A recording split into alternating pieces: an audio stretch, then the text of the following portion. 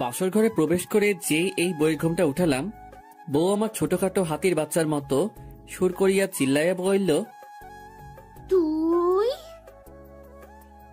আচমকা নতুন বইয়ের মুখে এমন শুনে আমি হতভম্ব হয়ে গেলাম। তারপর একটু এক্সট্রা নজর লইয়া যেই বইয়ের দিকে তাকাইলাম, হায়রে, এই মহিলারে তো আমি চিনি। নতুন বউ হিসেবে একটু এক্সট্রা কইরা আটা ময়দা সুজি মাখার কারণেই আমার বিশেষজ্ঞ দুইখান চোখ তাহাকে চিনিতে ব্যর্থ হইয়াছে। উড়ি মারে, এই মহিলা তো আগে আমার জীবন টানা টানা কইরা ছাড়ছে, এখন আবার আমার বিয়ে কইরা নিছে আমার সারা জীবন তেনা তেনা করার লাইগা। কথাটা ভাইবাই দুঃখের ঠেলায় অক্করে কাইন্দা লাইছি।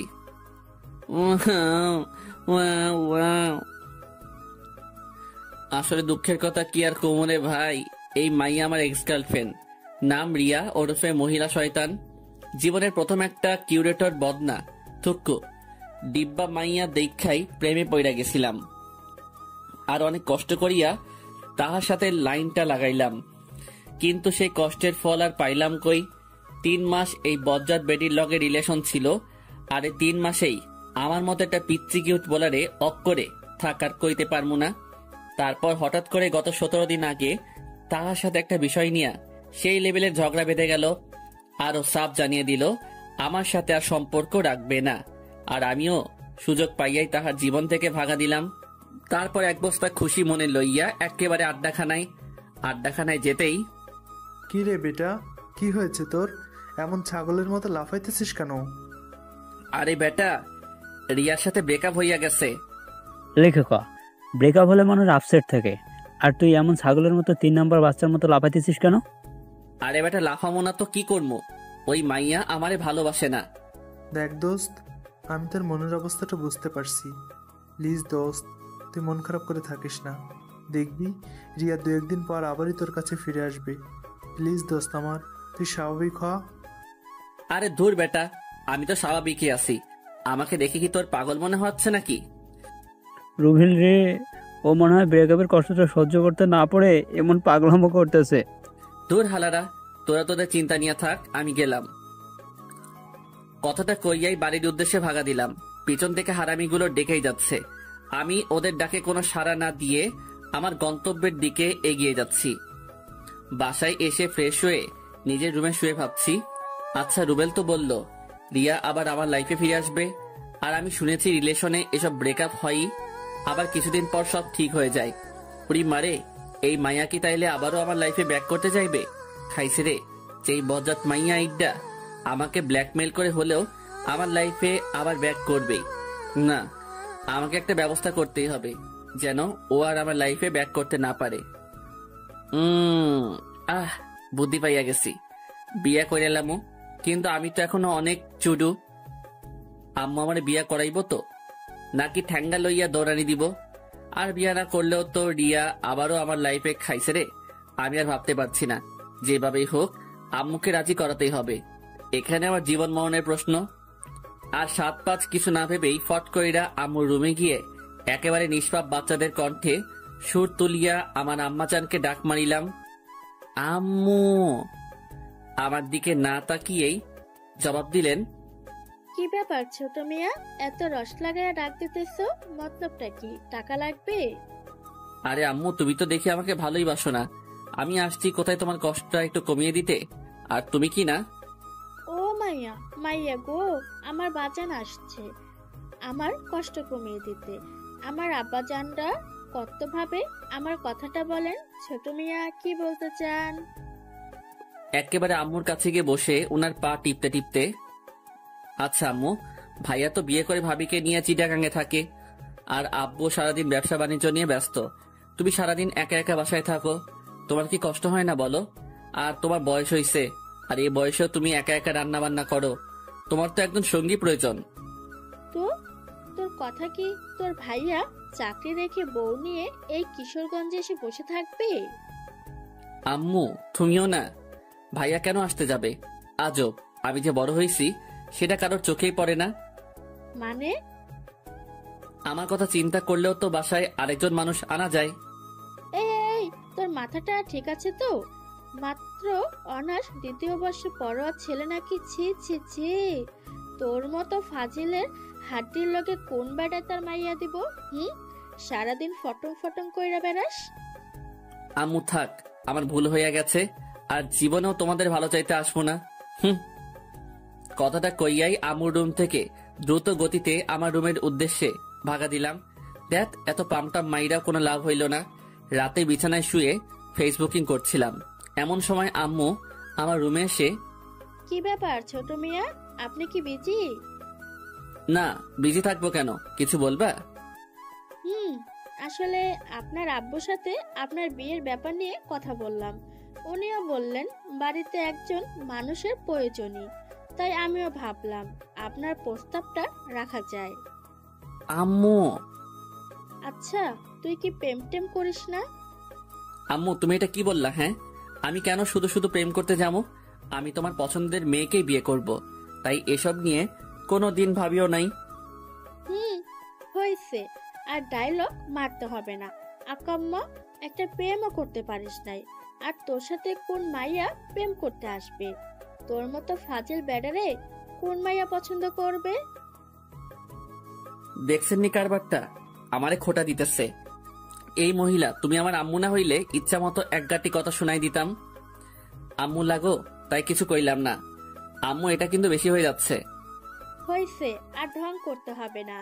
আমার একটা বান্ধবীর মেয়ে আছে, শুনেছি মেয়েটা খুব লক্ষ্মী। কালকে 12টার দিকে ওখানে যাব, তুই রেডি থাকিস। আম্মু শোনো না, তুমি আব্বুকে নিয়ে দেখে আসো, পছন্দ হলে কথাবার্তা বাঁকা করে আসবা। আমি তোমার পছন্দের মেয়েকেই বিয়ে করব, আমি ওকে একটাবারের জন্য দেখতেও চাইবো না। মানে কি, তুই বিয়ে করবি অথচ তুই মেয়ে দেখবি না?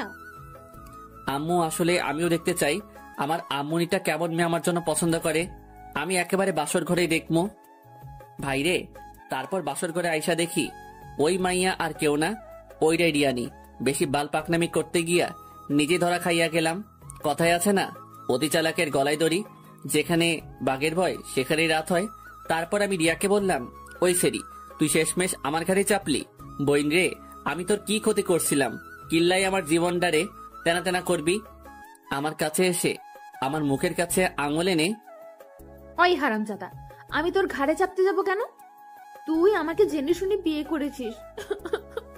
আমি কেন যে আম্মুর কথায় রাজি হয়ে গেলাম, একটাবার দেখলাম না কাকে বিয়ে করছি। ওই হারামজাদা, তুই তো আমাকে বিয়ের আগে দেখছিস, আর সেই জন্যই বিয়ের আগে আমার সাথে দেখা করতে চাসনি। আমার ঠেটা পড়ছে। তোর মতো বজাত মহিলারে বিয়া করতে শয়তানের নানি, তুই আগে আমার জীবনটা শেষ কইরা এখন আবার আমারে বিয়া কইরা নিছস। ওই তোর সমস্যাটা কি? হ্যাঁ, আমারে শান্তিতে থাকতে দিবি না? এমন সময় আমাদের দরজায় ঠক ঠক করে কেউ একজন নক করলো। কে? আমি তোমার আম্মা জান, দরজাটা খোলেন। খাইছে রে, আম্মু এই সময় কেন আসলো? আমাদের ঝগড়াঝাটি শুনে ফেললো না তো? আমি মুহূর্তের মধ্যেই এক বালতি দুশ্চিন্তা লইয়া রিয়ার দিকে তাকাতেই দেখি মাইয়া একেবারে অবুঝ বালিকার মতো ইয়া বড় একখান ঘোমটা দিয়া বসাইচা বৈশা আছে। আমি দরজা খোলা মাত্রই আম্মু রুমে ঢুকে, কি ব্যাপার, এত চেঁচামেচি করছিলি কেন? একেবারে সাধু সাইচা বললাম, আম্মু চেঁচামেচি মানে কি বলতেছে সব? ওই, এত ন্যাকা সাজা লাগবে না, বল কি করছিস? আম্মুর কাছে গিয়ে ফিসফিস করে, আম্মু নতুন বইয়ের সামনে কি সব আবল তাবল বলতেছো? বাসরাতে কেউ চেঁচামেচি করে? আম্মু, আমি নিশ্চিত তুমি আজকে প্রেশারের ওষুধ খাও নাই, বয়স হয়েছে তো তাই এমন ভুলভাল শুনতেছো। একেবারে মক্কেল সাইচ্চা। বাজান, আমি হয়তো ভুল শুনেছি। আচ্ছা, আমি যাচ্ছি। তারপর আম্মু রুম থেকে যেতেই দরজা লাগিয়ে যেই রিয়ার দিকে তাকালাম, দেখি মাইয়া একেবারে পুরো খাট দখল কইরা ঘুমের রাজ্যে আরোহণ করিতেছে। আহ, কি মায়াবী চেহারা গো! এই চেহারার দিকে তাকিয়ে নিমিষেই একটা জনম পার করে দেওয়া যায়। আমি ওর কাছে গিয়ে ডাক দিলাম, বউ, বউ গো। কি হইছে? এত রস লাগিয়ে বউ বললা চিল্লাইতেছো কেন? না মানে আমি ঘুমাবো। তো ঘুমাও। না মানে তুমি তো পুরো খাট দখল করে আছো, কই ঘুমামো? বাবুই। মুহূর্তের মধ্যেই ফট কইরা একেবারে ওর কাছে গিয়া, বলো না গো সোনা আমার। তুমি চুপচাপ এখন ফ্লোরে বিছানা করে ঘুমিয়ে যাও, কেমন? নয়তো কপালে অনেক দুঃখ আছে। একেবারে কবি কবি ভাব লইয়া, ওগো তুমি যখন ছিলে গভীর ঘুমে, তখনই তোমাকে দেখিয়ে আমি হাদারাম পড়িয়াছি প্রেমে। শোনো না, বলছিলাম যে আমরা আগের সবকিছু ভুলে গেলে হয় না, চলো না দুজন আবার নতুন করে শুরু করি এক রোমান্টিক প্রেমের ইতিহাস। ওই, তোর এসব ঢংবাজি পকেটে রাখ। একটু আগে আমাকে কি বলছিস? আমি কিচ্ছু বলি নাই। ওলে আমার লক্ষ্মীটা, ওইগুলো তো রাগ করে বলছি। আমি তোকে খুব ভালো করে চিনি। কে যেন বলছিলি আমি শয়তানের নানি, তারপর আমি তোর জীবন টানা টানা করে ফেলছি, তো এখন আমার কাছে কি? বলছিলাম কি, মানে আমাকে এইবারের মতো মাফ করে দেওয়া যায় না? ও হ্যালো, তোকে আমার হারে হারে চেনা আছে বজ্জাত বেটা। না, এখন আর সহ্য করা যাচ্ছে না, আমাকে অপমান করা হচ্ছে। না না না, আমার জন্য এখন আমি আমার পুরো পুরুষ জাতিকে নারীর কাছে ছোট করতে পারি না। ঝগড়া যখন করেছি আরো করব, তবুও আমাদের পুরুষ জাতিকে নারীর কাছে মাথা নত করতে দেব না ইনশাল্লাহ। আসলে একটা কথা কি জানিস, কুকুরের লেজ কখনো সোজা হয় না, তেমনি তোদের মতো কিছু মেয়ে আছে যাদেরকে সম্মান দিলে সেটার মূল্য বুঝে না, বরং এটাকে তোরা পুরুষ জাতির দুর্বলতা ভাবিস। দেখ, আমি এই খাটেই ঘুমাবো, তোর ইচ্ছে হলে আমার পাশে ঘুমা, নয়তো নিচেও ঘুমাতে পারেন। কথাটা বলার সাথে সাথেই রিয়া ফট কইরা বিছানা থেকে নেমে গিয়ে হাতে ফল কাটা ছুরিটা নিয়ে আমার দিকে এগোতে লাগলো। উড়ি মারে, আমার ডর করতেছে। বাবু, তুমি ফল কাটা ছুরি নিয়ে এদিকে আসতেছো কেন? ছুরিটা আমার গলার কাছে এনে নাম, বিছানা থেকে নাম। আমিও সাথে সাথে ব্যাককেলের মতো বিছানা থেকে নেমে গেলাম। না, আমি তোমার সব কথা শুনবো, তুমি যা বলবো আমি তাই করব। আমি জীবনেও খাটে ঘুমাবো না, আমারে ছাইরা দাও। আমার গলার কাছ থেকে ছুরিটা সরিয়ে মনে থাকে যেন, মাইন্ড ইট। তারপর রিয়া ছুরিটা ওর বালিশের কাছে রেখে নিশ্চিন্তে শুয়ে পড়লো, আর আমিও সুযোগ বুঝছা ঠাস কইরা ছুরিটা আমার হাতে লইয়া একেবারে বাংলা সিনেমার ডিপ জলের মতো হু হু কইরা এক গাঁটটি হাইসা কইলাম, তোরে আজকে খাইছি। সাথে সাথে রিয়া আর কোনো কথা কইয়াই একেবারে হোসাইন বোল্টের গতিতে খেইচ্ছা দৌড়। লে খোকা মাইয়া তো দরজা খুইলা বাইরে চইলা গেছে। ঠোঁটের উপর হাতের আঙ্গুল দিয়া মুখখানা চাইপা ধইরা একখান হাসি দিলাম, যেন মুখে মশা ঢুইক্কা না যায়। মাইয়া আমারে ডরাইছে। ঠিক তখনই আমার ডান কান একটু ব্যথা অনুভব করাই, যেই কানে হাত দিলাম দেখি আম্মুর হাত। আম্মু ছাড়ো, লাগছে তো। এক বস্তা রাগ মাথায় লইয়া, তুই মানুষ হবি না? আম্মু তুমি এটা কি বললা? তাইলে আমি কি ভিনদেশি এলিয়েন নাকি? ওরে খোদা, পৃথিবীতে এত মানুষ থাকতে এই আইটেমটাকে আমার কাছে পাঠাতে হলো। ওই, তুই বৌমাকে মেনে নিচ্ছিস না কেন? প্রবলেমটা কি তোর? এক দিব্যা রহস্য মাথায় লইয়া, মেনে নিচ্ছি না মানে? তোমার বৌমাই তো আমাকে মেনে নিচ্ছে না। আম্মু, আপনি ওনার কথা বিলিভ করেন না। আমাকে একটু আগে ছুরি দেখিয়ে বলেছে আমাকে নাকি উনি মেরে ফেলবে যদি আমি জোরপূর্বক স্ত্রীর অধিকার চাই। আম্মু দেখেন, ওনার হাতে এখনো ছুরিটা আছে। সাত, তুই এক্ষুনি এই রুম থেকে যা। যাবো মানে? কই যাব আমি? আমাকে রুম থেকে ধাক্কা দিয়ে বের করে দিয়েই দরজা লাগিয়ে দিয়ে, তোর যেখানে খুশি যা। যা শালা, এখন কি করবো? তারপর বাধ্য হয়ে আব্বুর রুমে গেলাম। আমাকে দেখা মাত্রই, তা বাপধন, এই বাসাটা তো কি আকাম করছেন আপনি যে সোজা আমার কাছেই ট্রান্সফার হতে হলো? আব্বু, আমারে আম্মু জোর কইরা বাসা থেকে তাড়াই দিছে। তুমি প্লিজ আম্মুর একটু বুঝাইয়া বলো। আব্বাজান, আমি বলি কি, তুমি চুপচাপ এখন আমার পাশে শুয়ে পড়ো, সকালে যা করার করবো। মানে কি? আজকে আমার বাসর রাত। দেখো বাপধন, দেশের ক্ষমতা এখন শেখ হাসিনার হাতে, আমরা পুরুষ একটু নির্যাতিত হবই। মেনে নে বাপধন, মেনে নে।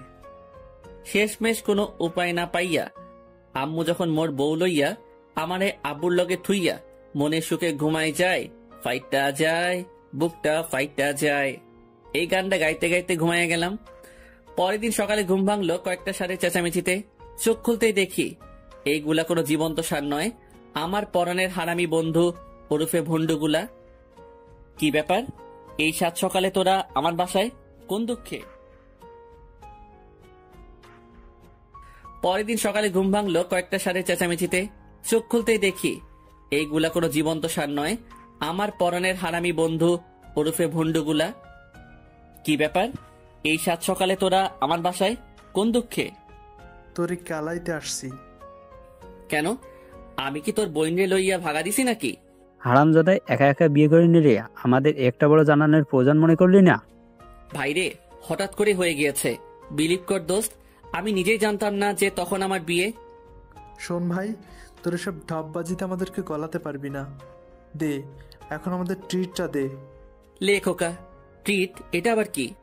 মাম্মা, এসব ন্যাকামো রাইখা চুপচাপ আমাদের ভলিউমটা দিয়ে দাও, নয়তো কি? নয়তো তোমার বইয়ের কাছে ইনিয়ে বিনিয়ে অনেক কাহিনী কয়া দিমু, পরে ঠেলা বুঝবা। তো জানা। তারপর আমি মনে মনে বললাম, একটাবার চেহারা খান দেখলে এমনিতেই ঠান্ডা হয়ে যাবি। মুহূর্তের মধ্যে দুইটা একেবারে ভিলেনের মতো ভাব লইয়া কইল, আব্বে তোর বউ কই? আমার রুমেই আছে, যাও। 2 মিনিট পর হারামি দুইটা বদনা দুঃখ মনে লইয়া আমার কাছে ফিরিয়া আসিয়া কইল, মামা কেমনি কি রিয়া তার বউ? ভাইরে, সবই আমার বাল পাকনামির ফল। তারপর হারামিগুলোরে সব কাহিনী খুইল্লা কইলাম। আরে দোস্ত, সময় নে, মেয়ে মানুষের মন, একটু মিষ্টি মিষ্টি কথা বলবি, মাঝে মাঝে সারপ্রাইজ দিবি, ওর ছোট ছোট আবদারগুলো পূরণ করবি, ব্যাস কাজ হয়ে যাবে। ধুর, আরে বেটা, মেনে নেওয়াটা জরুরি না, কিন্তু ও তো আমাকে সারাক্ষণই প্যারা দেয়। আমি না প্যারা সহ্য করতে পারি না। আচ্ছা দোস্ত, টেনশন করিস না, সব ঠিক হয়ে যাবে। আমাদের এখন যেতে হবে। সে কি, নাস্তা করে যা। না রে দোস্ত, বড় অপুর শরীরটা অনেক খারাপ, ওনাকে এখন দেখতে যাব। ও আচ্ছা, তাহলে যা, আর আপুর কি অবস্থা সেটা জানাস। তারপর রুবেল আর হাবিব চলে যাওয়ার পর আমি একটু বাইরে হাঁটতে বের হলাম। বলে রাখা ভালো যে অতিরিক্ত গরমের কারণে আমি লুঙ্গি পরে বের হয়েছিলাম। রাস্তায় একা একা হাঁটতেছি আর গান গাইতেছি। ভালোই ছিলাম আমি হাঙ্গা কইরা, এখন আমি কান্দি বইয়া বইয়া। এমন সময় পাশে এক ভ্যান চালক ডাক দিয়ে বলল, বাবা, আমার ভ্যানটা ধাক্কা দিয়ে উঠাইয়া দিবা। তাকিয়ে দেখি ভ্যানের একটা চাকা ভাঙ্গায় পড়ে আটকে গেছে। লোকটা মোটামুটি বৃদ্ধ, তাই একা তার পক্ষে এই ভ্যানটা ওঠানোর সামর্থ্য নেই। আমিও একটু মানবতা দেখিয়ে ধাক্কা দিয়ে উঠিয়ে দিলাম। তারপর একটু এদিক ওদিক ঘোরাঘুরি করে যেই বাসায় পৌঁছালাম, দেখে আম্মু ঠ্যাঙ্গা লইয়া আমার দিকে এগিয়ে আসছে। আমিও ফট কইরা আব্বুর পিছনে লুকাইয়া গিয়া আম্মুরে কইলাম, আম্মু আবার কি হইছে? এই, তোর কি কোনো কমন সেন্স নাই? লেখোকা, আমি আবার কি করলাম? তারপর আম্মু মোবাইলের স্ক্রিনের ইশারা করে বলল, এসব কি? আমি যেই মোবাইলের স্ক্রিনে তাকালাম, দেখে আমার লুঙ্গি পরে একটা ছবি। খাইছে রে, এটা তো একটু আগে কেউ তুলছে। একটু আগে ওই ভ্যান গাড়িটা যখন ধাক্কা দিচ্ছিলাম তখন তুলে নিয়েছে। আর ছবিতে ক্যাপশন দিয়েছে, বিয়ের রাত পার না হতেই ভ্যান চালকের খাতায় নাম লিখালেন এক যুবক। কেমনটা লাগে? এই কামটা কেডা করলো? এই হারামজাদা, আমি কি তোকে কোনোদিন কোনো কিছুর অভাব দিয়েছি? তুই কি জন্য ভ্যান গাড়ি চালাতে গেলি? উফ, তুই আমার মান সম্মান কিছু রাখলি না। আব্বু, বিশ্বাস করো, আমি ভ্যান গাড়ি চালাই নাই। তারপর সকালের ঘটনা পুরোটা খুলে বললাম। সবই বুঝলাম, কিন্তু এই কাজটা করলো কে? আমিও তো ওইটাই ভাবছি। আব্বু, এটা আপনার ছেলেরই কাজ। যেন এই নিউজ দেখে আমার ফ্যামিলি অপমানিত হয়, সেই জন্য এই কাজ করছে। ওরে খোদা, আমি কই যাবো? নিজের সম্মান কোন বলদে ধুলাই মিশাইতে চাই? আমি এত কিছু বুঝি না, তোকে কতবার মানা করছি লুঙ্গি পইরা বাইরে বের না হতে। এখন এই নিউজ যে ভুল, এটা সবার কাছে প্রমাণ কর, নয়তো এই বাসার জায়গা নেই, ভ্যান চালায়া খাবি। আচ্ছা। তারপর রুবেলকে কল দিলাম। কি রে বেটা, ভ্যান চালায় কত ইনকাম করলি? দেখ ভাই, আমি একদমই ফানি মোডে নাই, প্লিজ তুই তাড়াতাড়ি আড্ডাখানায় আয়। আচ্ছা, আসতেছি। আর হাবিবকেও নিয়ে আসবি। তারপর সোজা আড্ডাখানায় গিয়ে 3 হারামি এক হইলাম।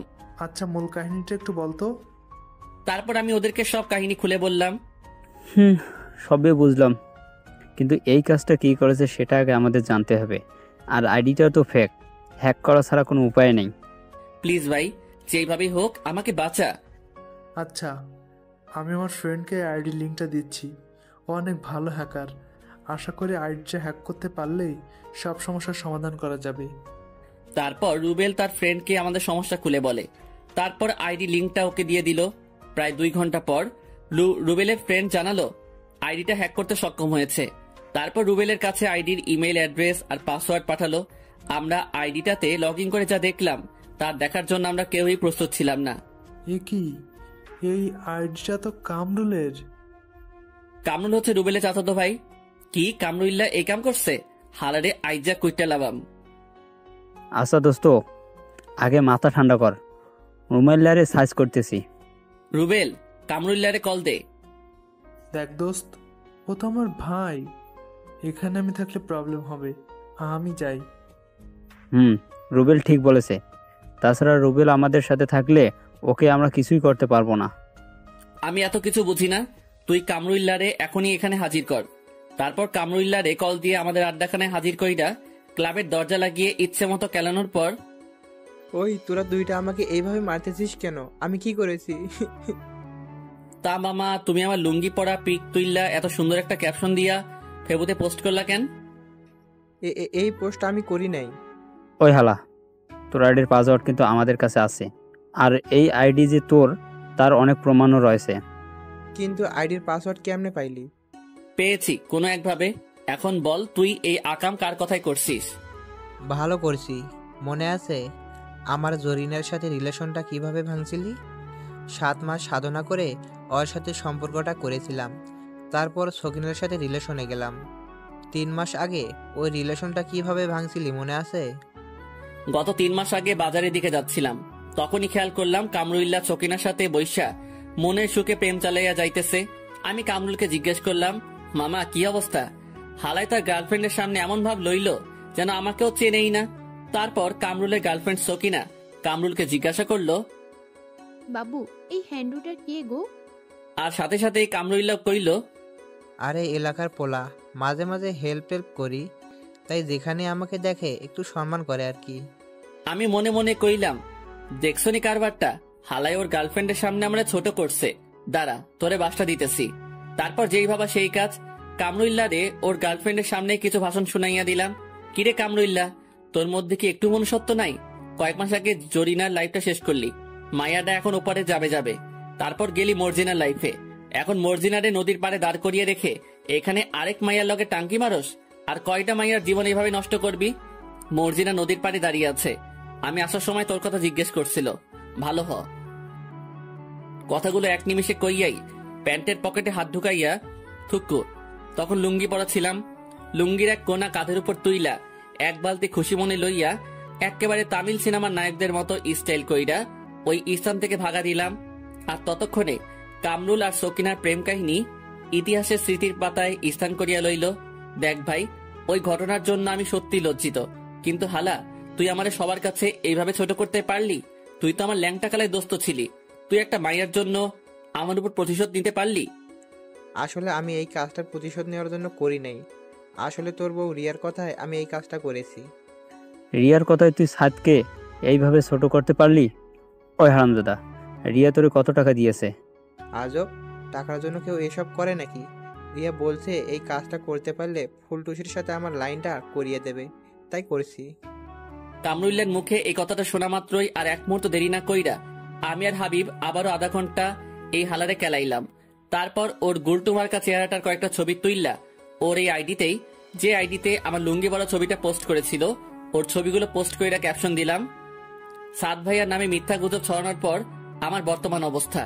তারপর কয়েক বস্তা রাগ মাথায় লইয়া বাসার উদ্দেশ্যে রওনা হলাম। না, রিয়াকে আজকে একটা শিক্ষা দিয়েই ছাড়বো, হারামজাদি বহুত বাইরে গেছে। তারপর বাসায় প্রবেশ করে যেই আমার রুমে ঢুকলাম, রিয়ারে দেখা তো ভাই আমি অফ করে কাইত হইয়া গেছি। ভাইরে, আমার পছন্দের কালার ব্ল্যাক কালারের শাড়ি পরছে, তার উপর আবার হাতে লাল চুড়ি, খোলা চুল, গায়ে নুপুর। এই ভাই, এই মাইয়াকে আমার ক্লাস খাওয়াইতে মাইরা লইবনি? রিয়াকে দেখা মাত্রই আমার বস্তার বস্তা রাগ মুহূর্তের মধ্যেই রকেটবিহীন মঙ্গল গ্রহে ভাঙা দিল। তারপর গান গাওয়া শুরু করলাম, আখ খেতে ছাগল বন্দি, জলে বন্দি মাছ, নারীর প্রেমে পুরুষ বন্দি, ঘোড়ায় 12 মাস। ও কি গো আমার মন ভালা না। এই কুখ্যাত গানটা গাইতে গাইতে একেবারে ছাদে চলে আসলাম। ছাদে বসে গল্প লিখছিলাম, এমন সময় রিয়া এসে বলল, কি মিস্টার, খাবেন না? আচ্ছা ভাই, তুই চাষটা কি বলতো? মানে কি, আবারও ঝগড়া করবা? ভাই, তোর প্রবলেমটা কি? তুই কামরুল্লারে দিয়া আমার এমন ব্যাড পিক ফেসবুকে তো পাবলিশ করলি কেন? আপলোড করছি, ভালো করছি, আরো করমু। তুই কি যেন বলছিলি, আমি তোর জীবন তেনা তেনা কইরা দিছি। এখন বুঝবি কত ধানে কত চাল, প্যারা যে কি সেটা টের পাবি, সবে মাত্র তো শুরু। কথাগুলো বলেই রিয়া ছাদ থেকে নিচে চলে যেতে লাগলো, আর আমি মদনের মতো নিজের গালে নিজেই থাপ্পড় দিয়া কইলাম, সাদ ভাই তুই গেলি। তারপর এক বালতি সমবেদনা মনে লইয়া নিচে গেলাম খাবার খাওয়ার জন্য। খাওয়া দাওয়া শেষ করে রুমে গিয়ে একটু বিশ্রাম নিতেছি, এমন সময় আব্বু আর আম্মু আমার রুমে আসলো। তোমরা? আচ্ছা তুই কি চাস বলতো? তখন তো বিয়ের জন্য পাগল হয়ে গিয়েছিলি, এখন বৌমাকে মেনে নিচ্ছিস না কেন? আম্মু সত্য বলতেছি, আমি রিয়াকে মেনে নিলেও ও আমাকে মেনে নিচ্ছে না। কি? নিজের দোষ এখন বৌমার উপর চাপাচ্ছিস? লজ্জা করে না তোর? আব্বুর মাথায় হাত দিয়ে বলতেছি, আম্মু আমি সত্যি। এতটুকু বলতে আব্বু ফট কইরা আমার থেকে 3 ফিট দূরে গিয়ে কইল, ওই তুই একদম আমার মাথায় হাত দিয়ে কসম বলবি না, আমি এই অল্প বয়সে মরতে চাই না। ওরে মারো মুঝে মারো। আচ্ছা আম্মু রিয়া কোথায়? কিচেনে আছে। কেন? আমি আম্মুর কথার কোনো জবাব না দিয়েই কিচেনে চলে গেলাম। তারপর রিয়ার কাছে গিয়ে নরম গলায় বললাম, রিয়া বল। আমি তোমার সব কথা শুনবো, কখনো তোমার কথার অবাধ্য হব না। প্লিজ আব্বু আম্মুকে ম্যানেজ করো। এই তো লক্ষ্মী ছেলের মতো কথা, আমার সোনাটা বাবুটা, এই কথাটা মনে থাকবে তো? এই তো লক্ষ্মী ছেলের মতো কথা, আমার সোনাটা বাবুটা, এই কথাটা মনে থাকবে তো? আমি মাথা ঝাঁকিয়ে সম্মতি প্রদান করলাম। শোনো, এখন থেকে তুমি প্রতি রাতেই নিচে ঘুমাবা, আর আমার সাথে একদমই ঝগড়া করবা না, আর রাতে ঘুমানোর সময় দরজা আনলক করে ঘুমাবা। আমার বিছানা প্রতিদিন পরিপাটি করে রাখবা, মাঝে মাঝে আমার পা টিপে দিবা, কেমন? উফ, মেজাজটা পুরাই 420 হইয়া যাইতেছে। না না, এখন রেগে গেলে চলবে না। আব্বু আম্মুকে শান্ত করতে হলে এখন আমাকে হ্যাঁ বলে দিতে হবে, তারপর বাকিটা বুঝামু। আচ্ছা বাবু। এই তো আমার লক্ষ্মী সোনাটা, এই নাও তোমার একটা ফ্লাইং কিস। মনে মনে কইলাম, যা আগে আব্বু আম্মুর সামলা, পরে ঠেলা বুঝাইতেছি। I love you baby. I love you too সোনা। তারপর রিয়া আব্বু আম্মুর কাছে গিয়ে, আম্মু আপনার ছেলে সব ভুল বুঝতে পারছে, প্লিজ আপনারা ওকে আর কোনো প্রেশার ক্রিয়েট করেন না। আসলে অনেক ভালো একটা ছেলে, ওর প্রতি আমার কোনো অভিযোগ নেই। কথাগুলো বলেই রিয়া আবারও কিচেনে চলে গেল। আম্মু আমার কাছে এসে আমার পেটে গুতা দিয়া কইল, এতদিনে বুঝতে পারছিস? তারপর সেই লেভেলের একখানা ভেটকি মাইরা আম্মু আর আব্বুও আমার রুম ত্যাগ করিল। তারপর আমিও সেই লেভেলের ভাব লইয়া বাসা থেকে বের হতে যাব, ঠিক তখনই মনে পড়ল, আরে আমি তো লুঙ্গি পরা খাইছে রে। আগের বাসটার কথা মনে কইরাই দুঃখের ঠেলায় অক করে কাইন্দা লাইছি। তারপর আবারও রুমে আইসা আমার সাদের লুঙ্গি খুইলা প্যান্ট পইরা আড্ডাখানার উদ্দেশ্যে বেরিয়ে পড়লাম। রাস্তায় হাঁটতেছে এমন সময় হাবিবের এক্সের সাথে দেখা। ও মা, সাথে একটা পিচ্চি কিউট পোলাও আছে। আসেন ভাই, এই মায়াডারে একটু চেতাইয়া আসি। আমি হাবিবের এক্সকে উদ্দেশ্য করে, আরে জান্নাত তুমি? হাবিবের এক্সের নাম জান্নাত। হ্যাঁ সাদ ভাই, কেমন আছেন? জি আলহামদুলিল্লাহ। তারপর জান্নাতের সাথে পিচিটাকে জান্নাতকে দেখে জিজ্ঞেস করলাম, বাবু উনি তোমার কি হয়? আঙ্কেল, উনি আমার আম্মুনি হয়। আরে বেটা, উনি তোর আম্মু হইলে আমারে ভাই ক ভাই, কারণ আমার বন্ধু তোর আম্মুর বাবু ছিল। ওমা তাই? তাহলে তো তুমি আমার ভাইয়াই হও। এক বালতি রাগ মাথায় লইয়া, এই আপনি কখনোই শুধরাবেন না। ঠিক তখনই একটা ভুড়িওয়ালা পাবলিক আইসা জান্নাতকে জিজ্ঞেস করলো, জানু কি হয়েছে?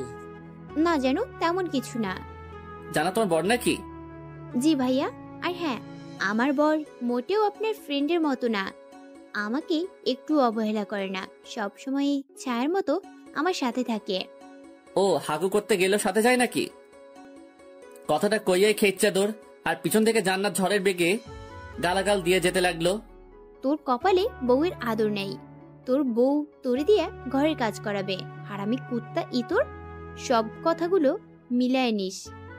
একটু দাঁড়াইয়া কইলাম, তাতেও সমস্যা নাই, তোমারটার মতো অমন ভুড়িওয়ালা না হইলেই হয়। কথাটা কইয়াই আবারও দৌড় লাগাইলাম। প্রায় 3.5 মিনিট দৌড়ানোর পর আড্ডাখানায় পৌঁছালাম। কি রে বেটা, এমন ভাবে হাঁপাচ্ছিস কেন? আরে বেটা বলিস না, আসার সময় হাবিবের এক্সের সাথে দেখা, তারই একটু চেতাইয়ে আসলাম। হাবিবের এক্সের কথাটা বলতেই লক্ষ্য করলাম হাবিবের মুখটা একটু মলিন হয়ে গেল। হাই রে, বেচারা হয়তো ইমোশনালি আপসেট হয়ে গেছে। হাবিবের পাশে বসে ওর পিঠে হাত বুলাতে বুলাতে, দোস্ত প্লিজ মন খারাপ করিস না, দেখিস তোকে জান্নাতের থেকে অনেক ভালো মেয়ে বিয়ে করাবো। আরে বেটা, আমি আমার জন্য আপসেট হই নাই, ভাবতেছি জান্নাতের বরের কথা। বেচারা কত কষ্টে না জানি আছে। কি ভাবলাম আর কি হইল। তারপর হারামিগুলোর সাথে কিছুক্ষণ আড্ডা দিয়ে সন্ধ্যায় বাসায় ফিরলাম। রুমে বসে ফেসবুক করছিলাম, এমন সময় রিয়া রুমে এসে বলল, বাবুই, এবার লক্ষ্মী ছেলের মতো আমার বিছানা করে ফেলো তো। জি আমাকে বলছেন? ওই হারামজাদা, কথা কানে যায় না, বিছানা কর, নয়তো আন্টিকে উল্টা পাল্টা বলে তোকে বাস খাওয়াবো। তুই সবসময় আম্মুর কাছে এমন মিথ্যা বলে আমাকে বকা খাওয়াও? বেশ করি, এখন চুপচাপ আমার কথা শোন, নয়তো কপালে শনি আছে। আব্বে যা, আম্মুকে নিয়ে আয় দেখি আম্মু কি করতে পারে। কি ব্যাপার, তুই আমাকে ভয় পাচ্ছিস না কেন? আমি টেবিলের উপর থেকে মোবাইলটা আমার হাতে নিয়ে ভিডিও রেকর্ডটা সেভ করলাম। ভয় তো এবার তুই পাবি। তুই এতক্ষণ আমার কথা ভিডিও করছিলি? জি ম্যাম, আপনার সব কাহিনী আমার এই মোবাইলটাতে রেকর্ড হয়ে গেছে। ইয়ে মানে, তুমি কিন্তু এটা ঠিক করো নাই। আমি তো তোমার সাথে ওসব মজা করে করতাম। আচ্ছা বাবু, তাহলে এখন আমিও মজা করে আম্মুকে এই ভিডিওটা দেখাই গিয়ে। কথাটা বলেই বিছানা থেকে উঠে আম্মু রুমের দিকে যাওয়ার জন্য যেই পা বাড়ালাম, তখনই রিয়া আমার হাত চেপে ধরে। প্লিজ অমনটা করো না, উনি আমাকে খারাপ ভাববে। ও মা, তাহলে আমাকে যখন খারাপ ভাবে তখন কি আমার কষ্ট হয় না? প্লিজ আমাকে মাফ করে দাও, আমি তো তোমার বউ। তুমি কি আমাকে সবার কাছে ছোট করতে চাও? আমি রিয়ার একেবারে কাছে গিয়ে ওর গালে আঙুল দিয়ে স্পর্শ করে, আচ্ছা সোনা, এই ভিডিওটা কাউকে দেখাবো না, কিন্তু এখন থেকে আমি যা বলবো তোমাকে তাই করতে হবে। আর তুমি এখন থেকে নিচে ঘুমাবা। এবার লক্ষ্মী মেয়ের মতো আমার পাটা টিপে দাও তো। দেখো, এটা কিন্তু একদম ঠিক হচ্ছে না। তাহলে ভিডিওটা দেখাই গিয়ে। আরে অমন করো কেন? আচ্ছা দিচ্ছি তো। সুন্দরী মাইয়ার হাতে পা টিপানোর মজাই আলাদা। উফ, প্রচুর ভাল লাগছে। এমন রুমে আম্মু এসে, এই তোর কি কোনো বুদ্ধি শুদ্ধি নাই? নতুন বইয়ের হাতে পাটি পাচ্ছিস? আরে আম্মু তুমি আর বইলো না। তোমার বৌমাকে এত করে বললাম যে তুমি নতুন বউ, আমার পা টিপলে কেমন দেখায়। বেচারির একটাই কথা, আপনি আমার বর, আপনার খেদমত করা আমার দায়িত্ব, তাই জোর করেই এখন আমার পা টিপে দিচ্ছে। একটু লজ্জা লজ্জা ভাব লইয়া বললাম, আসলে আম্মু, তোমার বৌমা আমাকে বড্ড বেশি ভালোবাসে, খুব ভাগ্য করে ওকে পেয়েছি। কথাগুলো বলার সময় লক্ষ্য করলাম রিয়া রাগের ঠেলায় দাঁতে দাঁত কামড়াচ্ছে। দেখতে হবে না মেয়েটা কার? আচ্ছা তাহলে এখন খেতে আসো। আচ্ছা আম্মু, তুমি যাও, আমরা আসতেছি। আম্মু রুম থেকে যেতেই, তুই আমার দিয়ে পড়তে পাইলি? তুই একদমই ভালো না, খুব পচা, আমার মান সম্মান কিছুই রাখলো না। লে খোকা, তুই আমার পা টিপ্পা দিছিস, এতে আবার মান সম্মান যাবে কেন? বিয়ার পর প্রত্যেকটা মেয়ের দায়িত্ব তার স্বামীর পা টিপে দেওয়া। ভাইরা আমার, চিল্লা এখন ঠিক কিনা? তুই সারা জীবন এমন হিংসুটটাই থাকবি। কথাটা কইয়াই রিয়া খাওয়ার জন্য খাবার টেবিলের উদ্দেশ্যে রুম থেকে বেরিয়ে যেতে লাগলো। চেতিস না বইন, আমি হাসা কথাই কইছি। এই যে পাঠকগণ, আপনারা একটু বইয়া জিরাইয়া লন, আমি খাইয়া আইতাছি। আর হ্যাঁ, আজকে খাওয়ার জন্য আপনাদের সাধবো না, অন্য একদিন খাওয়া মনে। এই কথাটা আমি মনে মনে কইতাছি, আপনারা শুনেন না কেমন? বাল খাওয়ামু আপনা করে। এত পাবলিক খাওয়াইলে আমার আব্বাজানের পকেট ফাঁকা হইয়া যাইব। তারপর খাওয়া দাওয়া শেষ কইরা রুমে আসতেই রিয়ারে কইলাম, বাবু আমার বিছানাটা করে দাও তো। রিয়া এক বাটি রাগ লইয়া যেই আমার দিকে তাকাইলো, তখন আমিও মোবাইলটা নাড়াচাড়া কইরা তাকে দেখানো মাত্রই এক বদনা সমবেদনা আর এক বালতি রাগ মাথায় লইয়া বিছানাটা কোনোভাবে করেই সে নিচে বিছানা করে শুয়ে পড়ল। তারপর আমিও খুশিতে গদগদ করতে করতে কখন যে ঘুমিয়ে পড়লাম নিজে জানি না। রাত প্রায় 2টা, অকারণেই ঘুমটা ভেঙে গেল। হঠাৎ করেই কেন যেন রিয়ার দিকে আমার চোখটা আটকে গেল। মনের মধ্যে অজানা এক শিহরণে ভেতরটা কেমন যেন কেঁপে উঠল। চারিদিকে শুনশান নীরবতা। সত্যি কথা বলতে আমাদের এই রাতটা আমাদের ব্রহ্মাকেও অন্যরকম রূপ ধারণ করে দেয়। একদিন বিখ্যাত কবিদের বকে শুনেছি, ঘুমন্ত অবস্থায় মেয়েদের নাকি অনেকটা অস্পর্শীর মতো লাগে, কিন্তু ঘুমন্ত অবস্থায় একটা মেয়ের চেহারায় যে এতটা মায়া যুক্ত হয় সেটা হয়তো আমরা নিজ চোখে না দেখলে বিশ্বাসই করতে পারবো না। ব্রহ্মাণ্ডের সকল মায়া যেন তার চেহারায় বিধাতা ঢেলে দিয়েছেন। হুট করে লক্ষ্য করলাম রিয়া একটু অতিরিক্ত ঠান্ডার কারণে গুটিসুটি বেড়ে শুয়ে আছে। তারপর বিছানা থেকে চাদরটা নিয়ে ওর গায়ের উপর দিয়ে ওর কপালটা একটা চুমু এঁকে দিলাম। সকালে নাস্তার টেবিলে বসে নাস্তা করেছি, এমন সময় আম্মু বলে উঠল, সাদ, আজকে তো 3 দিন পূর্ণ হলো, তাই আজকে তোকে রিয়াকে নিয়ে রিয়াদের বাসায় যেতে হবে। আমাকে যেতে হবে কেন? তুমি গেলে সমস্যাটা কি?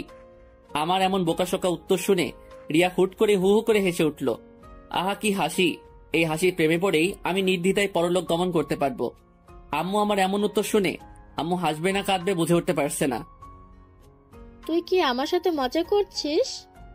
আরে গাধা, বিয়ের 3 দিনের মাথায় স্বামী স্ত্রী দুজনকেই স্ত্রীর বাসায় যেতে হয়।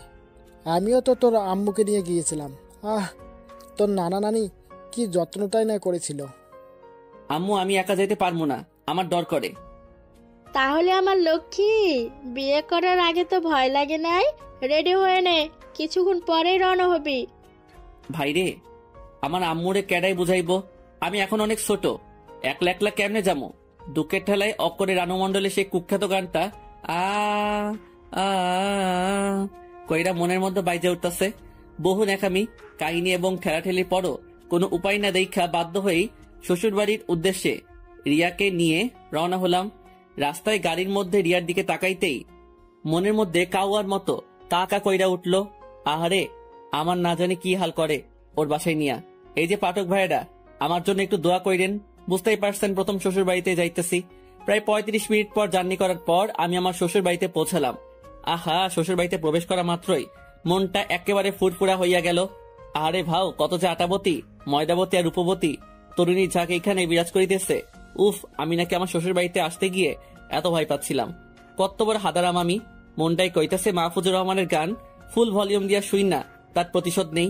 কিন্তু ভাই, নিজের উপর প্রতিশোধ নিতেও কেমন যেন মায়া আছে। তাই আর কিছু না কইরাই আমাদের জন্য পরিপাটি করে রাখা রুমটাতে প্রবেশ করলাম।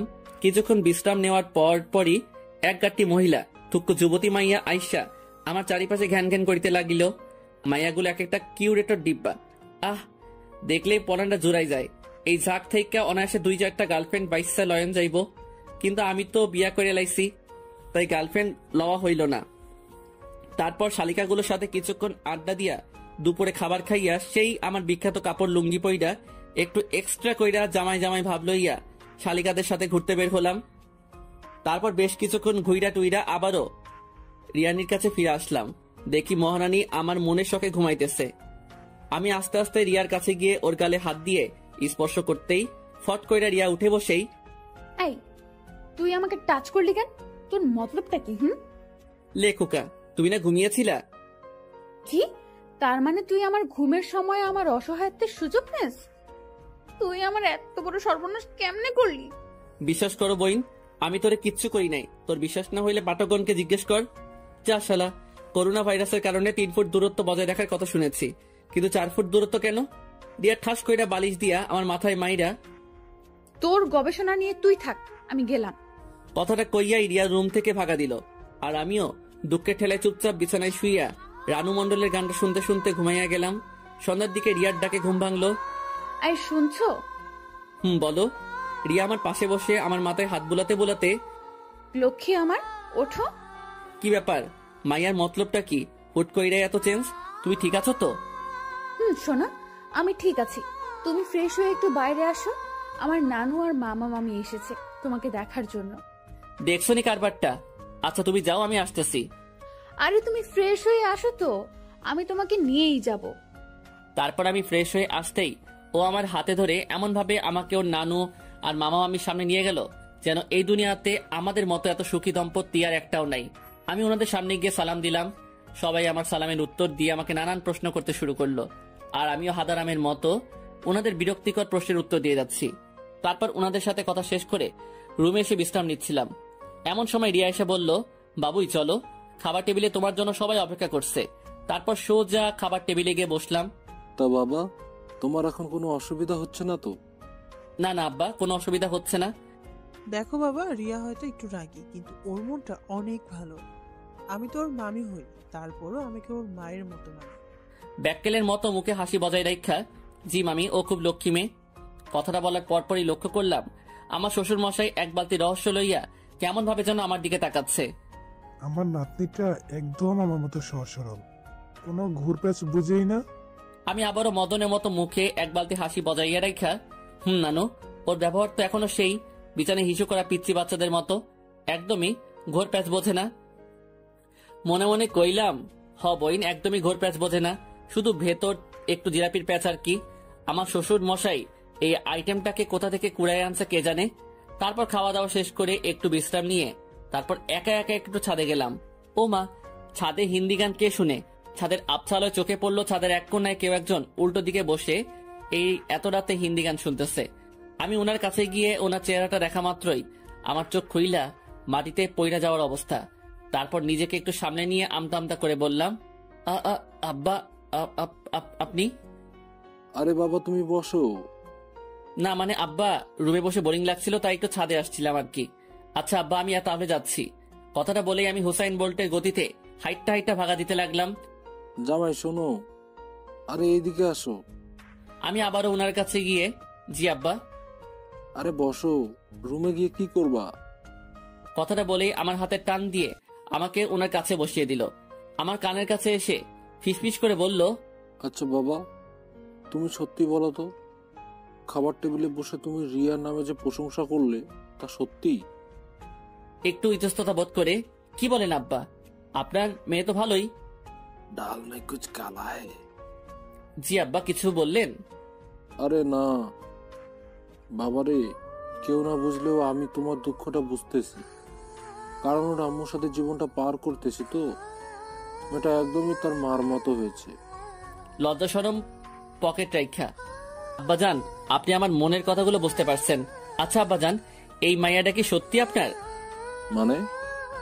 না মানে আব্বা, একটু আপনার সাথে মিলে না। আপনার মতো এত ভালো একটা মানুষের ঘরে কেমনে এই মাইয়া হইব? বাবারে, সবই আমার কপালের দোষ। জানো বাবা, কথাবার্তা পাকা হওয়ার পর তোমাকে অনেক খুঁজেছি, কিন্তু কোথাও পাই নাই। সে কি, আমাকে খুঁজছিলেন কেন? দেখো, আমি একটা পুরুষ মানুষ হয়ে আর একটা পুরুষের জীবনে কেমন যাই না সই না ধ্বংস হতে দেই, তাই তোমাকে খুঁজছিলাম আগামী সতর্ক সংকেত জানানোর জন্য। কিন্তু বাপরে, তোমার কপালটাই খারাপ। আচ্ছা বাবা, বাদ দেন, যা হবার তা তো হয়ে গেছে।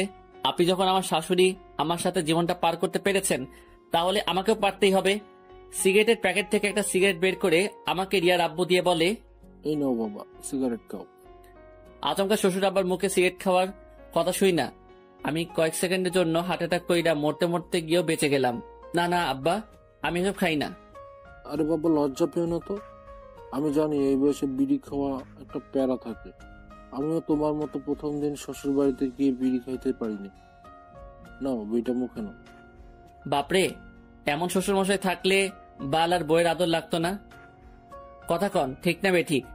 আমি মুখে বিড়ি নিতে শ্বশুর মশাই লাইটার নিয়ে আমার বিড়িতে আগুন জ্বালিয়ে দিল। তারপর আমার পরনে শ্বশুর মশাই নিজেও একটা বিড়ি ধরাইয়া ঘুম টানতে লাগলো। আহা, শ্বশুর আর জামাই বৈশা একলগে বিড়ি খাওয়ার মজাই আলাদা। দুই ভাই থুক্কু, দুই জামাই শ্বশুর মিল্লা বিড়ি টানতাছি। এমন সময় হঠাৎ করে দেখি আমার শাশুড়ি আম্মা, রিয়ার নানু, রিয়ার মামি আর রিয়া আমাদের সামনে এসে হাজির। এসব কি?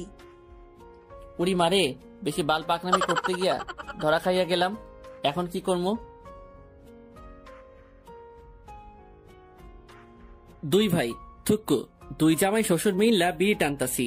এমন সময় হঠাৎ করে দেখি আমার শাশুড়ি আম্মা, রিয়ার নানু, রিয়ার মামি আর রিয়া আমাদের সামনে আইসা হাজির। এসব কি? উড়ি মারে, বেশি বাল পাকনামি করতে গিয়া ধরা খাইয়া গেলাম। এখন কি করবো? শ্বশুর মশাইয়ের দিকে তাকাতেই দেখি উনি একেবারে অবুজ পোলা পাইনের মতো চুপচাপ বইসা আছে, আর হাতের সিগারেটটাও উধাও। তারপর শ্বশুর মশাই আমার কানের কাছে এসে ফিস করে বলল, জামাই, ওনারা এইভাবে হুট করে চলে আসে? আমার পূর্বের অভিজ্ঞতা আছে বলে আমি সিগারেটটাও উধাও করে দিয়েছি। এখন তুমি একটা কিছু বলে ওনাদের সান্ত্বনা দিয়ে দাও। এই, তোমার কি কোনোদিনও বুদ্ধিশুদ্ধি হবে না? লুকিয়ে লুকিয়ে সিগারেট খাও ভালো কথা, এখন আবার জামাইকে নিয়ে খাচ্ছ। লজ্জা শরম কি আকাশে উঠাইছো? এই রে, এখন কি কমু? আমার শ্বশুর মশাইয়ের সাথে সাথে আমার মান সম্মান তো মঙ্গল গ্রহে পাড়ি জমাইতেছে। এই রে, বুদ্ধি পাইয়া গেছি। আম্মা, আপনি আসলে ব্যাপার যেমন ভাবছেন ব্যাপারটা কিন্তু তেমন না। আপনার বুঝতে একটু ভুল হচ্ছে। আসলে আমার বাসায় বসে বোরিং লাগছিল, তাই একটু ছাদে আসছিলাম। আয়শা দেখি আব্বা মনের সুখ স্মোক করতেছে। এখন আপনি বলেন, উনি তো আমার আব্বা, আমি কেমনে যাই না শুই না উনারে মৃত্যুর মুখে ঠেলে দেই? আর আপনিও তো এখনো যথেষ্ট যুবতী, উনার কিছু হয়ে গেলে আপনার কি হইব? তাই উনার হাত থেকে বিড়িটা নিয়ে আমি ওনাকে বুঝাইতেছি যে এটা আমাদের কোনো উপকার করে না, শুধুমাত্র অপকার ছাড়া, আর এইটা খাইলে ক্যান্সারের ঝুঁকি রয়েছে। মুহূর্তের মধ্যে খেয়াল করলাম আমার শাশুড়ি আম্মা আমার কাছে এসে আমার মাথায় হাত বুলাচ্ছে। বাবা, তুমি তোমার আব্বার একটু ভালো করে বুঝাও, উনি তো আমার কথা শুনতেই চায় না।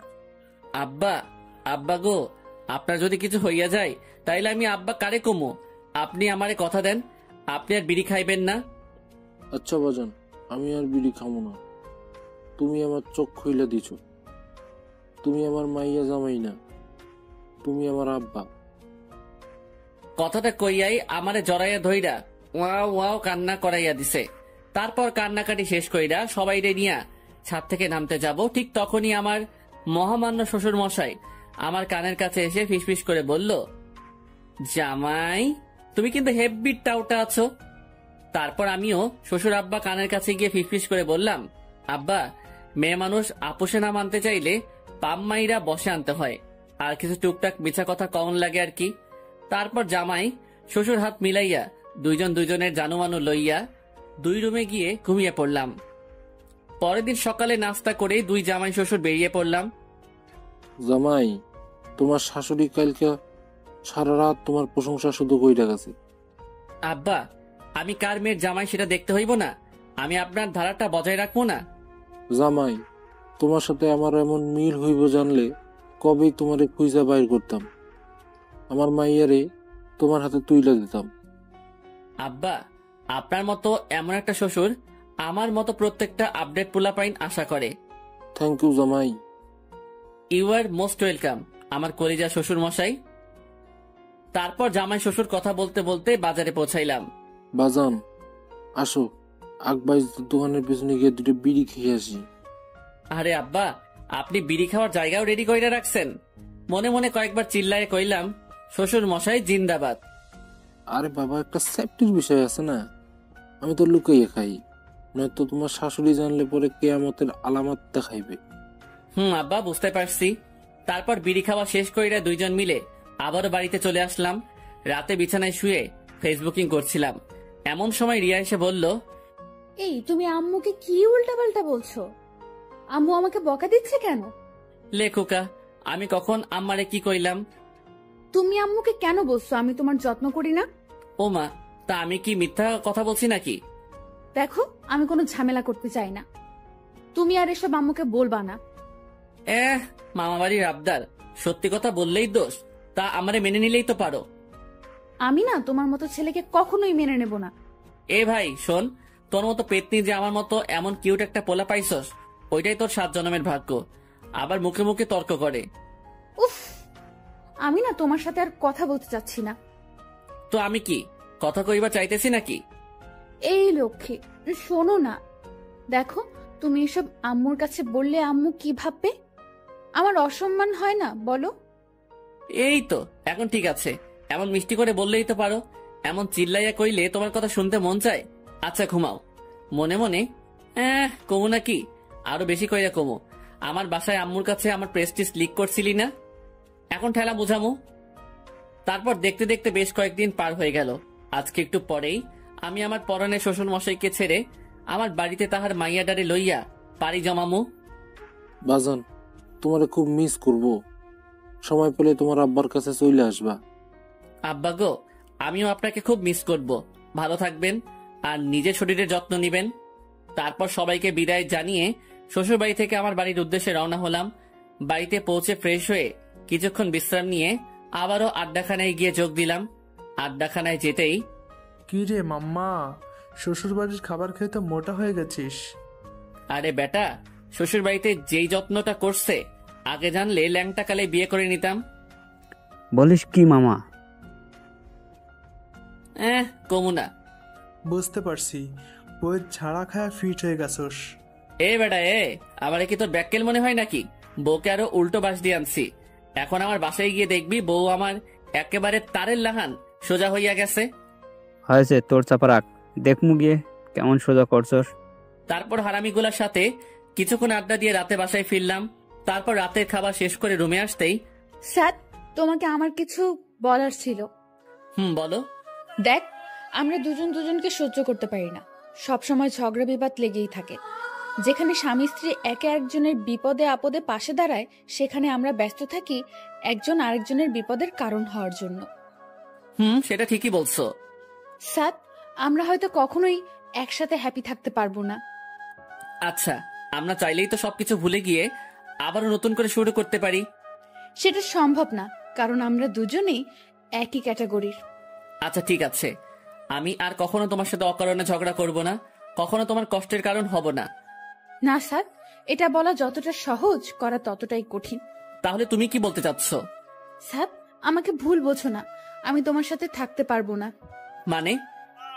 মানে আমি ডিভোর্স চাই। রিয়ার মুখে এই কথাটা শোনা মাত্রই আমি বাকরুদ্ধ হয়ে গেলাম। তারপর নিজেকে কিছুটা স্বাভাবিক করে নিয়ে বললাম, তো তুমি আমার সাথে মজা করছো তাই না? না, আমি তোমার সাথে মোটেও মজা করছি না। আচ্ছা, আমি তো বলেছি আমি আর তোমার কষ্টের কারণ হব না, আর তোমাকে কখনো কোনো ধরনের প্রেশার ক্রিয়েট করব না। আচ্ছা, আমি ভুল করে থাকলে প্লিজ মাফ করে দাও। দেখো সাদ, এসব বলে আর কোনো লাভ হবে না। আমি তোমাকে চাই না, সেটা একবার বোঝার চেষ্টা করো। রিয়া, আমি নিচে ঘুমাবো, তোমার সাথে কখনো বাজে ব্যবহার করব না, প্লিজ রিয়া।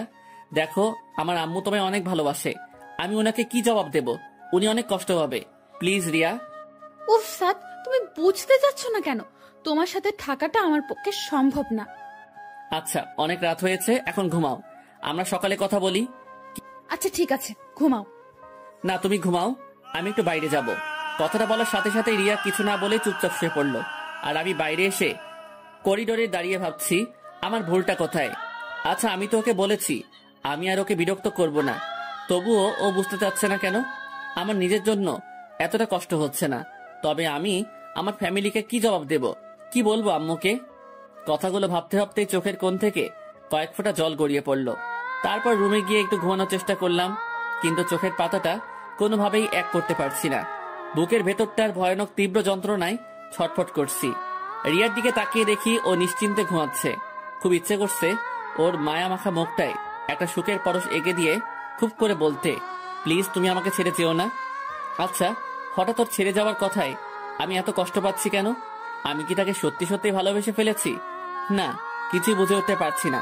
সকালে রিয়া নাস্তা করে রুমে আসতেই বললাম, রিয়া রেডি হয়ে নাও, উকিলের কাছে যাব তোমার ডিভোর্সের জন্য। ভেবেছিলাম কথাটা শোনার পর রিয়া কিছুটা শকড হবে, কিন্তু তেমন কিছুই ঘটল না। উল্টো ও স্বাভাবিক স্বরে বলল, আমি রেডি হয়ে নিচ্ছি, তুমি নাস্তা করবা না? না, বাইরে খেয়ে নিব, তুমি রেডি হয়ে নাও। রিয়া রেডি হওয়ার পর ওকে নিয়ে বেরোতে যাব, তখনই আম্মু এসে, কিরে তুই এই সময় বৌমাকে নিয়ে কোথায় যাচ্ছিস? একটু ঘুরতে যাব, বাসায় বসে বোরিং লাগছে। তা নাস্তা করবি না? নাস্তা করে যা। না আম্মু, এমনিতেই লেট হয়ে গিয়েছে, আমি বাইরে খেয়ে নেব, তুমি টেনশন করো না। কিরে তোর চেহারাটা এমন শুকনো শুকনো লাগছে কেন? মলিন হাসির আড়ালে চেহারার কষ্টের ছাপটা লুকানোর চেষ্টা করে বললাম, না আম্মু, আমি ঠিক আছি। তারপর রিয়াকে নিয়ে বেরিয়ে পড়লাম উকিলের অফিসের উদ্দেশ্যে। গাড়িতে আমি চুপচাপ হয়ে বসে থাকলেও লক্ষ্য করলাম রিয়ার মধ্যে তার কোনো প্রতিক্রিয়াই হচ্ছে না। ও স্বাভাবিকভাবেই বসে বাইরে প্রকৃতিটাকে উপভোগ করছে। তারপর যথাসময়ে উকিলের অফিসে পৌঁছে কথাবার্তা বলে জানতে পারলাম আমাদের ডিভোর্স হবে, কিন্তু শর্ত হচ্ছে আমাদের এখন থেকে 3 মাস অবধি একই ছাদের নিচে একসাথে কাটানো লাগবে। তারপর 3 মাস পরেও যদি আমরা এখানে এসে স্বীকার করি যে আমরা একসাথে থাকতে চাচ্ছি না, তাহলে আমাদের ডিভোর্স হবে। তারপর উকিলের অফিস থেকে বেরিয়ে রিয়াকে জিজ্ঞেস করলাম, এখন কি করব? এখানে তো আর কিছু করার নেই, আমাদের 3 মাস অপেক্ষা করা ছাড়া আর তো কোনো উপায় দেখছি না। তা তুমি কি আমার বাসায় যাবে নাকি তোমাদের বাসায় দিয়ে আসবো? দেখো প্লিজ, আব্বু আম্মুকে এই কথাটা জানিও না। ডিভোর্স হওয়ার পর আমি ওনাদের জানাবো, তার আগে ওনারা জানতে পারলে আমার উপর প্রেশার ক্রিয়েট করবে। আর এই 3 মাস স্বাভাবিক হয়েই তোমার সাথে থাকবো। আচ্ছা ঠিক আছে, তবে এটা খেয়াল রাখবা আমার আব্বু আম্মু যেন এসবের কিছু জানতে না পারে। জানবে না। তারপর রিয়াকে নিয়ে বাসায় এসেই আমি আড্ডাখানার উদ্দেশ্যে বেরিয়ে পড়লাম। ভেতরে কষ্টগুলো ভেতরে থেকে যাচ্ছে, না কাউকে বলতে পারবো না কাউকে বোঝাতে পারবো। হয়তো হারামিগুলোর সাথে কিছুক্ষণ আড্ডা দিতে পারলে মনের কষ্টগুলো কিছুটা হালকা হবে। আর মনে রাস্তায় হাঁটছি আর এই কথাগুলো ভাবতেছি, যত কিছু ঘটে যাক না কেন কাউকে কিছু বুঝতে দেওয়া যাবে না। আমাকে শক্ত হতে হবে, নিজের সাথে লড়াই চালিয়ে যেতে হবে। কিন্তু আমি যে এখনই ক্লান্ত হয়ে গেছি, কষ্টগুলো আর নিতে পারছি না, শত চেষ্টা করেও নিজেকে সামনে নিতে পারছি না। তারপর আড্ডাখানায় পৌঁছাতেই, কি রে মামা, কি অবস্থা? দোস্ত জব্বর ভালা, তোদের কি অবস্থা? কিরে, তোর চেহারা এমন লাগছে কেন? কি হয়েছে তোর? কই কিছু না তো। দেখ সাদ, আমি তোকে ন্যাংটা কাল থেকে চিনি। তুই সব সময় হাসি খুশি থাকিস, কিন্তু আজ এমন মন মারা হয়ে আছিস কেন? আরে ধুর বেটা, তেমন কিছু হয় নাই, এমনিতে একটু মন খারাপ আর কি। আচ্ছা, তোর যত মন খারাপ, চল আজকে একটু বাইরে থেকে ঘুরে আসি। না রে, আজকে না, অন্য একদিন। তারপর হারামি দুইটা আমাকে এক প্রকার জোর করেই আমাকে নিয়ে ঘুরতে বের হলো।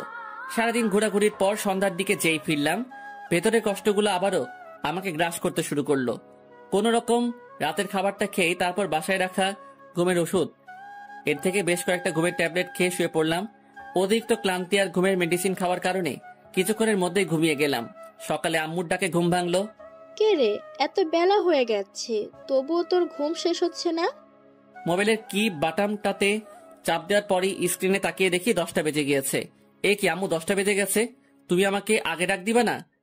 এর আগেও বেশ কয়েকবার তোকে ডেকে গিয়েছি, কিন্তু তুই তো উঠিসই না। ও আসলে কালকে একটু ঘোরাঘুরি করেছি তো, তাই হয়তো ক্লান্তির কারণে এমনটা হয়েছে। আচ্ছা আম্মু, তুমি যাও, আমি ফ্রেশ হয়ে আসতেছি। আম্মু আমার কাছে এসে বসে, আমার মাথায় হাত বুলিয়ে দিয়ে, কি রে বাবা, তোর কি হয়েছে? কালকে সকাল থেকে লক্ষ্য করছি তুই কেমন যেন হয়ে গেছিস। আরে আম্মু, কিছু হয় নাই, আমি ঠিক আছি। এই, আমি না তোর মা, আমাকে বল না তোর কি হয়েছে। আম্মু আমি ঠিক আছি, আমার কিচ্ছু হয়নি। কথাটা বলার সাথে সাথেই আম্মু এক প্রকার ডাক দেখিয়েই আমার রুম থেকে বেরিয়ে গেল। এই আম্মুটা না একদমই আমার কথা বিশ্বাস করছে না। এই মা জাতি টানা বড়ই অদ্ভুত। আপনি ভালো থাকার অভিনয়টা সবার সামনে করতে পারলেও এই মায়ের সামনে এসে আপনি হেরে যাবেন, আপনার অভিনয় চোখে ধরা পড়ে যাবে। প্রায় 15 দিন পর, এই 15 দিন আমি আর রিয়া একই সাথে নিচে থেকেছি ঠিকই, কিন্তু আমাদের মধ্যে কোনো কথাই হতো না, যে যার মতো থাকতাম। অবশ্য প্রথম দিকে আমি ওর সাথে নিজে থেকে কথা বললেও ও সবসময় আমাকে ইগনোর করত, আমাকে অবহেলা করত, এক কথায় আমাকে তার বিরক্ত লাগতো। তাই এখন আর আমিও তাকে বিরক্ত করি না। রাতে খাবার খেয়ে রুমে আসতে রিয়া বলে উঠল, স্যার, কালকে একটু আমার ফ্রেন্ডের বাসায় যাওয়া লাগবে, খুব অসুস্থ, তাই একটু দেখতে যাব। আমাকেও যেতে হবে, আম্মুকে নিয়ে যাও। না না, আমি একাই যেতে পারবো। সে কি, একা কিভাবে যাবে? আচ্ছা ঠিক আছে, আমি তোমায় নিয়ে যাব। দেখো, তোমার সাথে আমার ডিভোর্স হয়ে গেছে, কয়েকদিন পর কাগজটা পেলেই আমরা দুজন দু রাস্তায়। প্লিজ, আমি এখন। এতটুকু বলে রিয়া থমকে গেল। কি ব্যাপার, কি হয়েছে, এমন করতেছো কেন? রিয়া কিছু বলতে পারছে না, শুধু আমার পিছনের দিকে তাকিয়ে কেমন যেন করতেছে। আমি হুট করে পিছনের দিকে তাকাতেই দেখি আম্মু আমার পিছনে দাঁড়িয়ে আছে। তার মানে কি আম্মু আমাদের সব কথা শুনে ফেলেছে? পায়ের নিচ থেকে মাটি সরে যেতে লাগলো, চারদিকটা কেমন যেন অন্ধকার হয়ে যেতে লাগলো। আম্মুকে এখন কি বলবো, আমার মাথায় কিছুই আসতেছে না। আম্মু কিছু বলতেছে না, শুধু চুপচাপ দাঁড়িয়ে একবার আমার দিকে আরেকবার রিয়ার দিকে তাকাচ্ছে। তারপর হঠাৎ করে আম্মু আমাদের কিছু না বলে রুম থেকে চলে গেল। আই এম সরি, আমি ভাবি নাই এমনটা হয়ে যাবে। আচ্ছা তুমি ঘুমাও, আমি আম্মুর কাছে যাচ্ছি। শোনো, আমি কি তোমার সাথে আসবো? না, তোমার আসার দরকার নেই, তুমি ঘুমাও। কথাটা বলেই আমি আম্মুর রুমের দিকে পা বাড়ালাম। আম্মুর রুমে প্রবেশ করতে দেখলাম আম্মু হুইল চেয়ারে বসে দোল খাচ্ছে। আমি আম্মুর কাছে যেতেই আম্মু চেয়ার থেকে উঠে দাঁড়িয়ে বলল, ছাদে আয়। তারপর আম্মু ছাদের দিকে যাওয়ার জন্য পা বাড়াতে লাগলো, আর আমিও আম্মুর সাথে সাথে ছাদে পৌঁছালাম। আমাকে জানালি না কেন? আম্মু তুমি কষ্ট পাবে তাই। তো আজ না কাল তো সবাই জানবে। কিন্তু যে কয়েকদিন এটা চাপা থাকবে ততদিনই তো তোমরা একটু হাসি খুশি থাকবে। আম্মু প্লিজ, তুমি এই বিষয়টা আর অন্য কাউকে জানিও না। আচ্ছা, তোদের সমস্যাটা কি? আম্মু প্লিজ, ওসব জানতে চেও না। তুমি প্লিজ এই কথাটা আর কাউকে বইলো না। আম্মু কিছুক্ষণ চুপ থেকে বলে, আচ্ছা, তবে এটা ঠিক করছিস না। কথাটা বলেই আম্মু ছাদ থেকে নিচে চলে যেতে লাগলো। পরের দিন সকালে নাস্তা করে রিয়া তার বান্ধবীর বাড়ি যাওয়ার জন্য রওনা হয়ে গেল। তারপর প্রায় বিকেলের দিকে বাসায় আসলো। রিয়া বাসায় আসতেই আমি আড্ডাখানার উদ্দেশ্যে বেরিয়ে পড়লাম। আড্ডাখানায় যাওয়ার পথে আমার এক স্কুল ফ্রেন্ড ইকবালের সাথে দেখা। আরে সাত, তুই কেমন আছিস? ভালোই, তোর কি অবস্থা? হ্যাঁ ভালো। তা তোকে তো দেখাই যায় না, থাকিস কোথায়? আরে দোস্ত, ভৈরব হাজী আহমদ কলেজে অ্যাডমিট হয়েছিলাম, তাই নানা বাড়িতে থেকেই পড়াশোনাটা চালাতে হচ্ছে। ও আচ্ছা। তারপর বল, তোর কি অবস্থা? শুনলাম বিয়ে করে নিয়েছিস। তা মামা, ভাবিটাকে তো দেখালি না। তোর ভাবিকে তো আগেই দেখেছিস। মানে? রিয়াই তোর ভাবি। কি? তার মানে তুই যার সাথে রিলেশনে গিয়েছিলি? কিন্তু আমি তো সকালের দিকে খালার বাসা থেকে আসার সময় রিয়াকে দেখলাম অন্য একটা ছেলের সাথে একই রিক্সায় ঘুরে বেড়াচ্ছে। ওর কথাটা শোনা মাত্রই ভেতরটা কেমন যেন কেঁপে উঠলো। আরে না, কি বলিস? রিয়া তো রিয়ার বান্ধবীর বাসায় গিয়েছে, তুই হয়তো ভুল দেখেছিস। আরে না বেটা, আমার নিজ চোখে দেখেছি। তাহলে হয়তো ওর কোনো আত্মীয় হবে। আচ্ছা দোস্ত, তাহলে চল আড্ডাখানায়। না রে দোস্ত, আমার একটু বাজারে ভেতরে কাজ আছে। ও আচ্ছা ঠিক আছে, ভালো থাকিস। তুইও। তারপর আমিও আড্ডাখানার উদ্দেশ্যে পা বাড়ালাম। মাথাটা কেমন যেন ঘুরছে। তাহলে রিয়া কি আমাকে মিথ্যে বললো? ও কি কারোর সাথে রিলেশনে জড়িয়ে গিয়েছে? না না, এটা কিভাবে সম্ভব? ও তো এমনটা করলে অন্তত আমি টের পেতাম না। কিছুই ভাবতে পারছি না, সবকিছুই যেন মাথার উপর দিয়ে যাচ্ছে না। কিছুই ভালো লাগছে না। তাই আড্ডাখানায় না গিয়ে আবারও বাসার দিকে পা বাড়ালাম। বাসায় পৌঁছে আমার রুমে যেতেই দেখি রিয়া বিছানায় শুয়ে টিভি দেখছে।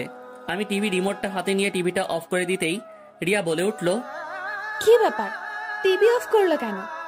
চেয়ারে বসতে বসতে, তুমি তোমার কোন ফ্রেন্ডের বাসায় গিয়েছিলে? কেন জানতে চাচ্ছি আর কি।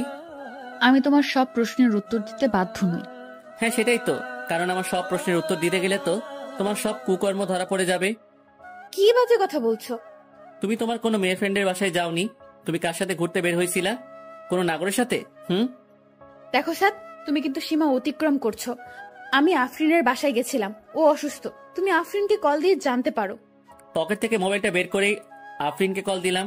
কল রিসিভ হতেই, আসসালামু আলাইকুম। ওয়ালাইকুম আসসালাম। ভাইয়া কেমন আছেন? জি বোন, ভালো। শুনলাম তুমি নাকি অসুস্থ। জি ভাইয়া, একটু সিক। আচ্ছা, রিয়া তোমাকে দেখতে যাওয়ার কথা বলছিল, ও কি তোমার ওখানে গিয়েছিল? জি ভাইয়া, সকালে এসেছিল। ও আচ্ছা, ঠিকঠাক সময় মেডিসিন খেয়ে নিও। রাখছি তাহলে। তারপর লাইনটা কেটে দিতেই, এবার বিলিভ হয়েছে তো? দেখো, আমাদের আর কিছুদিন পরেই ডিভোর্স হয়ে যাবে। এর আগে আমি আর কোনো ঝামেলা চাচ্ছি না। কথাটা বলেই রিয়া রুম থেকে বেরিয়ে গেল। আমারও ভালো লাগছিল না, তাই বিছানায় শুয়ে পড়লাম একটু বিশ্রামের জন্য। কিন্তু মাথা থেকে একটা বিষয় কিছুতেই যাচ্ছে না। ইকবাল কি তাহলে সত্যি ভুল দেখলো? 21 দিন পর রাত প্রায় 3টা, কোন এক অজানা কারণে ঘুমটা ভেঙে গেল। হঠাৎ বিছানার দিকে চোখ যেতেই দেখি রিয়া বিছানায় নেই। কি ব্যাপার, এত রাতে রিয়া কোথায় যাবে? মুহূর্তের মধ্যে আবার ভাবলাম হয়তো টয়লেটে গিয়েছে। কথাটা ভেবেই আবার চোখের পাতা বন্ধ করে ঘুমানোর চেষ্টা করলাম। কিন্তু রহস্যময় ব্যাপার হলো, আমার কেন যেন মনে হচ্ছিল কিছু একটা ঝামেলা আছে। না, একটু সজাগ থেকে দেখি তো। টয়লেটে গেলে তো 15 মিনিটের বেশি লাগার কথা না। 20 মিনিট হয়ে যাবার পরও রিয়ার কোনো খোঁজই নাই। বিছানা থেকে উঠে দৃঢ় পায়ে আসতে হাসতে টয়লেটের দরজার কাছে গিয়ে দরজায় কান রাখতে যা শুনলাম তা শোনার জন্য মোটেও প্রস্তুত ছিলাম না। ভেতরে যা ঘটছে, রিয়া সম্ভবত কারোর সাথে সম্পর্কে জড়িয়ে গিয়েছে, আর তার সাথে মোবাইলে কলের মাধ্যমে কথা বলছে। বাবু, তুমি একদম টেনশন করো না তো। সাদের সাথে আমার ডিভোর্সটা হয়ে গেলেই আমরা বিয়ে করে নেব। কি বলো তুমি এইসব? আমি টেনশন করবো না তো কে করবে? তোমাকে অন্যের ঘরে রেখে আমি কিভাবে টেনশন মুক্ত থাকি তুমি বলো? আমি বুঝি তোমার কষ্ট হয়, কিন্তু আমিও তো তোমাকে ছাড়া ভালো নেই। আর মাত্র 2 মাস 9 দিন, তারপরে আমরা এক হয়ে যাব। না, কথাগুলো আর শুনতে পারছি না। দরজার কাছে কানটা সরিয়ে নিলাম। ভেতরটা কষ্টে আর ঘৃণায় ফেটে যাচ্ছে। আমি কিনা তাকে হারানোর যন্ত্রণায় শেষ হয়ে যাচ্ছিলাম। দরজার সামনে দাঁড়িয়ে আছি, প্রায় 10 মিনিট হয়ে গেছে। কিছুক্ষণ পরে রিয়া টয়লেট থেকে বের হতেই আমাকে দেখে থমকে গেল। ভয়ার্ত চেহারা নিয়ে রিয়া আমার দিকে এক দৃষ্টিতে তাকিয়ে আছে। কিছুক্ষণ পরেই রিয়া টয়লেট থেকে বের হতেই আমাকে দেখে থমকে গেল। ভয়ার্ত চেহারা নিয়ে রিয়া আমার দিকে এক দৃষ্টিতে তাকিয়ে আছে।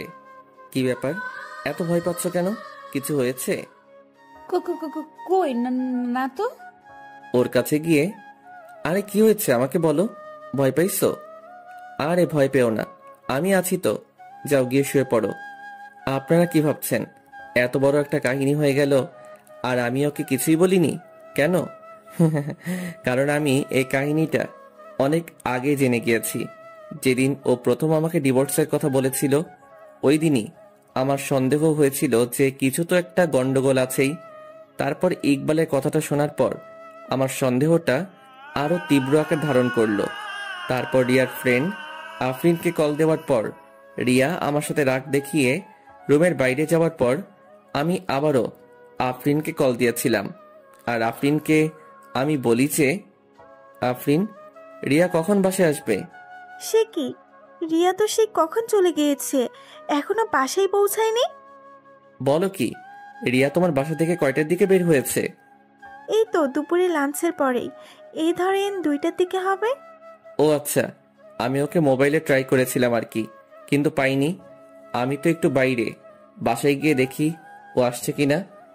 এই যে পাঠক সাহেবেরা, মিথ্যা বলছি বইলা আবার রাগ কইরেন না। ভাইরে, মাঝে মাঝে সত্যিটা সামনে বের করার জন্য কিছুটা মিথ্যা বলতে হয়। ও আচ্ছা, ও হয়তো পাশে চলে গিয়েছে, আপনি টেনশন করেন না। আর আমি ওর নাম্বারে ট্রাই করে দেখছি। না না, টেনশনের কিছু নাই, ও বাসাতেই আছে। আম্মু এখন মেসেজ দিয়ে বলল। তারপর আফরিনের কলটা কেটে দিয়েই সেদিন রাতে রিয়ার মোবাইলের কল লিস্ট চেক করে রিয়ার বয়ফ্রেন্ডের নাম্বারটা আমার মোবাইলে নিয়ে নিলাম। তারপর ওই হারামজাদারে কল দিয়া কৌশলে ওর ঠিকানা নিয়ে নিলাম। আর তারপর ওর ব্যাপারে গোপনীয়ভাবে খোঁজ নিয়ে জানতে পারলাম ওই হালায় আস্ত একটা ঢপবাজ। হালার অনেকগুলো গার্লফ্রেন্ড আছে, আর এই হালার পো হালার লাইগা আমার কিছু অবুঝ পাঠক ভাইয়েরা আজ সিঙ্গেল। যাই হোক, ওই হালার বেস্ট ফ্রেন্ডের থেকে জানতে পারলাম ও নাকি অনেক আগে থেকে রিয়াকে পছন্দ করত। আর আমার সাথে যখনই রিয়ার রিলেশন হয়ে যায়, আর তখন ওই হালায় প্ল্যান করে রিয়ার কাছে আমার কিছু মিথ্যা ইনফরমেশন দিয়ে আমাকে রিয়ার কাছে খারাপ সাজিয়ে আমার সাথে রিয়ার ব্রেকআপ করিয়ে নেয়। আর তারপর রিয়ার একাকিতার সময়গুলোতেও ও পাশে থাকার অভিনয় করে ওর দুর্বলতার সুযোগ নিয়ে ওকে প্রপোজ করে। রিয়ার ভরসার হাত হয়ে রিয়ার পাশে দাঁড়ানোর আশ্বাস দেয়, আর রিয়াও ব্যাককেলের মতো ওর ফাঁদে পাড়া দিয়ে দেয়। আর ওই হারামজাদার নামটা হচ্ছে রোহান। আর রোহানের ফ্রেন্ডের সাথে কথা বলে যতটুকু জানতে পারলাম, রিয়া নাকি আমাকে অসম্ভব ভালোবাসতো, কিন্তু রুহাইন্নার দেওয়া কিছু ভুল ইনফরমেশনের জন্য ও আমাকে ছেড়ে যেতে বাধ্য হয়েছিল। আর সবকিছু জানার পরও আমি এখনো কেন চুপ আছি, রিয়াকে কেন সবকিছু বলে দিচ্ছি না, এই প্রশ্নটা আপনাদের মনে করান আসছে তো? দেখেন, আমি যদি এখন রিয়াকে সবকিছু বলে দেই তাহলে রিয়া আমাকে বিশ্বাস নাও করতে পারে। তাই আমি আর আমার হারামি দুইটা বেস্ট লইয়া একখান সেই লেভেলের প্ল্যান তৈরি করলাম। আর আমাদের প্ল্যানটা হচ্ছে, রোহান যখনই তার অন্য গার্লফ্রেন্ডের সাথে মিট করতে যাবে তখনই সরাসরি রিয়াকে সেখানে যে কোনো উপায়ে হাজির করে ওই হালার আসল রূপটা রিয়ার সামনে লাইভ উপস্থাপন করব। প্রায় 3 দিন পর আমরা আমাদের প্ল্যানের সফলতার দ্বারপ্রান্তে পৌঁছালাম। মানে আজকে রুহাইন্না তার আরেকটা গার্লফ্রেন্ড লইয়া কিশোরগঞ্জ নেহাল পার্কে অবস্থান করিতেছে। আর আমিও রিয়ারে কল দিয়া কইলাম, রিয়া, তোমার আব্বু কিশোরগঞ্জ নেহাল পার্কের সামনে অ্যাক্সিডেন্ট করেছে, তুমি এক্ষুনি ওখানে চলে আসো। আর তারপর প্রায় 13 মিনিট পরেই রিয়া ওখানে এসে হাজির। তারপর দৌড়াতে দৌড়াতে আমার কাছে এসে বলল, স্যার, আব্বু কোথায়? আরে শান্ত হও, তোমার আব্বুর কিচ্ছু হয় নাই। মানে তাহলে আমাকে যে বললা আব্বু অ্যাক্সিডেন্ট করেছে? মানেটা আমার সাথে আসলেই বুঝতে পারবা। তারপর রিয়ার হাত ধরে নেহাল পার্কে প্রবেশ করে রোহানের পিছন থেকে আমি রিয়াকে ওর কাছে নিয়ে গিয়ে, দেখো তো চিনতে পারো কিনা তোমার এই নাগরকে, যার মিথ্যে মায়া জড়িয়ে গিয়ে আমাকে ভুল বুঝে ছেড়ে গিয়েছিলে, আবার এখন বিয়ের পরও আমাকে আবার ছেড়ে যাচ্ছ এই ভণ্ডটার জন্য। রিয়া রোহানের সামনে যেতেই রোহানের গালে একটা ঠাস করে শব্দ শুই না বুঝতে পারলাম অ্যাকশন ডাইরেক্ট কেলানিতে চইলা গেছে। ওই হালা, তোর জন্মের ঠিক আছে? তুই নাকি আমার জন্য 13 নদী পার কইরা আমাকে সেফটি দিতে পারবি, এই তার নমুনা? তুই আমাকে কেন ঠকাইলি? তারপর রিয়া পাশে রাখা একটা আইক্কাওয়ালা বাস লইয়া রোহাইন্নারে ইচ্ছা মতো কেলাইতে লাগলো। অবস্থা বেগতিক দেখা রোহাইন্নার সাথে রোহাইন্নার গার্লফ্রেন্ডটাও বেইমানি কইরাল্লো। রিয়ার সাথে যোগ করিয়া রোহাইন্নারে কেলাইতে লাগিল। আর আমিও সেই লেভেলের ভাব লইয়া ক্যামেরাম্যান সাইজ্জা সব অ্যাকশন কাহিনীগুলা শুট করিতে লাগিলাম। তারপর অবস্থা বেগতিক দেখা আমি রিয়া আর ওই মায়াডার কাছে গিয়ে কইলাম, বইন রে, তোরা এই অবুজ পোলাডারে আর মারিস না, বেচারি মইরা যাইব। তারপর দেখলাম মহিলা দুইটা আমার দিকে বাস লইয়া আগাইতে লাগিল। আমি করুণ অবস্থায় পড়িয়া কইলাম, বইন রে, ওই হালারে মার ইচ্ছা মতো মার, তোরা মারতে থাক, আমি তোদের লাইগা ঠান্ডা পানি লইয়া আইতাছি। ইস, বইন দুইটা একেবারে হাঁপাইয়া গেছে। তারপর ফট কইরাই একেবারে হোসাইন বোল্টের গতিতে হাইটটা হাইটটা ঠান্ডা পানির সন্ধানে রওনা হইয়া গেলাম। তারপর পানি লইয়া যেই পৌঁছালাম দেখি মাইয়া দুইটা রোহান্নারে মাইরা একেবারে হুতাইয়া দিছে। আমি দৌড়াইয়া গিয়ে রোহাইনারে কাছে গিয়ে কইলাম, হাই হাই, তোমরা ওরে মেরে ফেলছো নাকি? উল্টো আরো ওই দুই মহিলা কইল, মেরে ফেলছি ভালো করছি, নয়তো আরো অনেকগুলো মেয়ের জীবন ও নষ্ট করত। তারপর রোহাইনারে তাড়াতাড়ি অ্যাম্বুলেন্সে কইরা মেডিকেলে পাঠাইয়া ওই মহিলাডারে ওর বাড়িতে পাঠাইয়া আমার সাথে মহিলাডারে আমার সাথে লইয়া বাড়ির উদ্দেশ্যে ভাগা দিলাম। বাড়িতে আইসা ফ্রেশ হইয়া যেই আমার রুমে গেলাম, দেখি মাইয়া আমার সেই লেভেলের দুঃখী ভাব লইয়া চোখের জল ঝরাইতেছে। আমি ওর কাছে গিয়ে, রিয়া প্লিজ কান্না করো না, যা হবার তা তো হয়ে গেছে। তুই না হয় আমারে ভালোবাসিস নাই, তাই একটা মেয়ের সাথে রিলেশন করতে যাইতে পারছিলি, কিন্তু রুহাইন না, তোরা ছেলের জাতিটাই খারাপ। একটু আগে কি বললা? আমি অন্য কারোর সাথে রিলেশনে গিয়েছিলাম মানে? হ্যাঁ, আমার কাছে প্রুফ আছে। প্রুফ কোথা থেকে দেখাবে? আমি তো রিয়া ছাড়া অন্য কারোর সাথে সম্পর্কে যাইনি। কি, কোথায় দেখাও তো। ওর মোবাইলে একটা ভিডিও দেখিয়ে। এই মেয়েটা কে? আমি ভালো করে লক্ষ্য করে বুঝতে পারলাম এটা আদ্রিতা। ও আমার ফ্রেন্ড মামুনের ছোট বোন। এটা তো আদ্রিতা। কয় নাম্বার জিএফ এটা? What are you mad? এটা আমার ফ্রেন্ডের ছোট বোন। বাসায় যাওয়ার জন্য রাস্তায় দাঁড়িয়েছিল রিক্সার জন্য, তো আমিও তখন তাদের বাসার ওই দিকে যাচ্ছিলাম, তাই ওকে ওর বাসায় নামিয়ে দিয়েছি। মিথ্যা কেন বলো? তোমার ওর সাথে রিলেশন আছে। দেখ ভাই, আমি তোর সত্যিটাই বলছি। এখন তুই বিশ্বাস করলে করতে পারিস, আর অবিশ্বাস করলেও করতে পারিস। তোর বিশ্বাস বা অবিশ্বাসে আমার কিচ্ছু যায় আসে না। হ্যাঁ, সেটাই তো। আমি তোমার লাইফে না থাকলেও তো তোমার কিচ্ছু হবে না। তোমার তো আবার অভাব নাই। মুখ সামনে কথা বলবা। আমি আর সবার মতো একজনকে রেখে আরেকজনকে সামলাতে জানি না। ও, তা এখন আমি রিলেশনে গিয়েছি তাতেই দোষ? আর তুমি যে রাস্তায় বসে তোমার নিউ জিএফ অনিতাকে আমাদের বিয়ের 9 দিন পরও নিজের হাতে ফুচকা খাইয়ে দিয়েছ। ওর মুখে এই কথাটা শোনা মাত্রই আর নিজেকে সামলে রাখতে পারলাম না। ওর গালে একটা কষিয়ে থাপ্পড় বসিয়ে দিলাম। গালে হাত দিয়ে আমার দিকে অবাক হয়ে তাকিয়ে চোখের কোণে পানি টলমল করছে। তুমি? হ্যাঁ, আমি অনেক সহ্য করছি তোমার ফালতু বকবকানি, মিথ্যা অপবাদ, আর কত দিবা। আমার লাইফটা তুমি বরবাদ করে দিয়েছ। আনিতা আমার ভাগ্নি হয়, ও মাত্র ক্লাস 6-এ পড়ে, আর তুমি ওকেও রেহাই দিলা না। একটা মানুষের মনের চিন্তাধারা যে এতটা নীচ আর জঘন্য হতে পারে তা আমার ভাবা ছিল না। আর শুনো, আমি এই রিয়া ছাড়া আর অন্য কাউকে মন দিতে পারিনি, তাই অন্য কারোর সাথে সম্পর্কেও জড়াতে পারিনি। তুমি আদ্রিতা আর আনিতার সাথে কথা বলে দেখতে পারো, আর এই দুইজনেই তোমার কথা খুব ভালোভাবে জানে, আর তারা এও জানে তুমি আমার বিবাহিতা স্ত্রী। কি? তাহলে আফরিনও আমার সাথে বেইমানি করলো? মানে? চলো এক্ষুনি আফরিনের বাসায় যাব। তোমার প্রয়োজন থাকলে তুমি যাও, আমি যেতে পারবো না। আমার হাতটা ছেড়ে দিয়ে। ও, তার মানে তোমার মনে ভেজাল আছে, তাই তুমি যেতে চাচ্ছ না। আচ্ছা ঠিক আছে, চলো। তারপর রিয়াকে নিয়ে বাইকে করে সোজা আফরিনের বাসার উদ্দেশ্যে রওনা হলাম। প্রায় 10 মিনিট পর আফরিনের বাসায় পৌঁছে কলিং বেল চাপ দিতেই আফরিন দরজা খুলে আমাদের দুজনকে একসাথে দেখে কিছুটা ভয় পেয়ে গেল। রিয়া, এই সময় তুই? আমাকে তো আসার আগে জানালিও না। আচ্ছা, তোমার শরীরের অবস্থা এখন কেমন? জি ভাইয়া, ভালো। কি রে আফরিন, ঘরে আসতে বলবি না? হ্যাঁ, সে কি, ঘরে আয়। তারপর আমি আর রিয়া আফরিনের ঘরে যেতেই রিয়া আফরিনকে জিজ্ঞেস করলো, আফরিন, তোর হাজবেন্ড কোথায়? ও তো অফিসে একটু বাইরে গিয়েছে। ও দেখ আফরিন, তুই অসুস্থ, তাই তোকে কোনো প্রেশার ক্রিয়েট করতে চাচ্ছি না। তুই শুধু এতটুকু বলে দে যে আমি তোর কি ক্ষতি করেছি যার জন্য আমাকে তুই এত বড় শাস্তি দিলি। আমি আবার কি করলাম? তুই গত মাসে আমাকে কয়েকটা ছবি দেখিয়েছিলি যেখানে সাদ অনিতাকে ফুচকা খাইয়ে দিচ্ছে, আর তুই এও বলেছিলি যে সাদের সাথে নাকি অনিতার সম্পর্ক আছে, আর এটা তুই অনিতার মুখ থেকেই জেনেছিলি। আফরিন চুপচাপ হয়ে নিচের দিকে তাকিয়ে বসে আছে। কিছু বলছিস না যে? তুই আমার সাথে এটা কেমনে পারলি? অন্তত তুই তো জানতিস আমি সাদকে কতটা ভালোবাসতাম।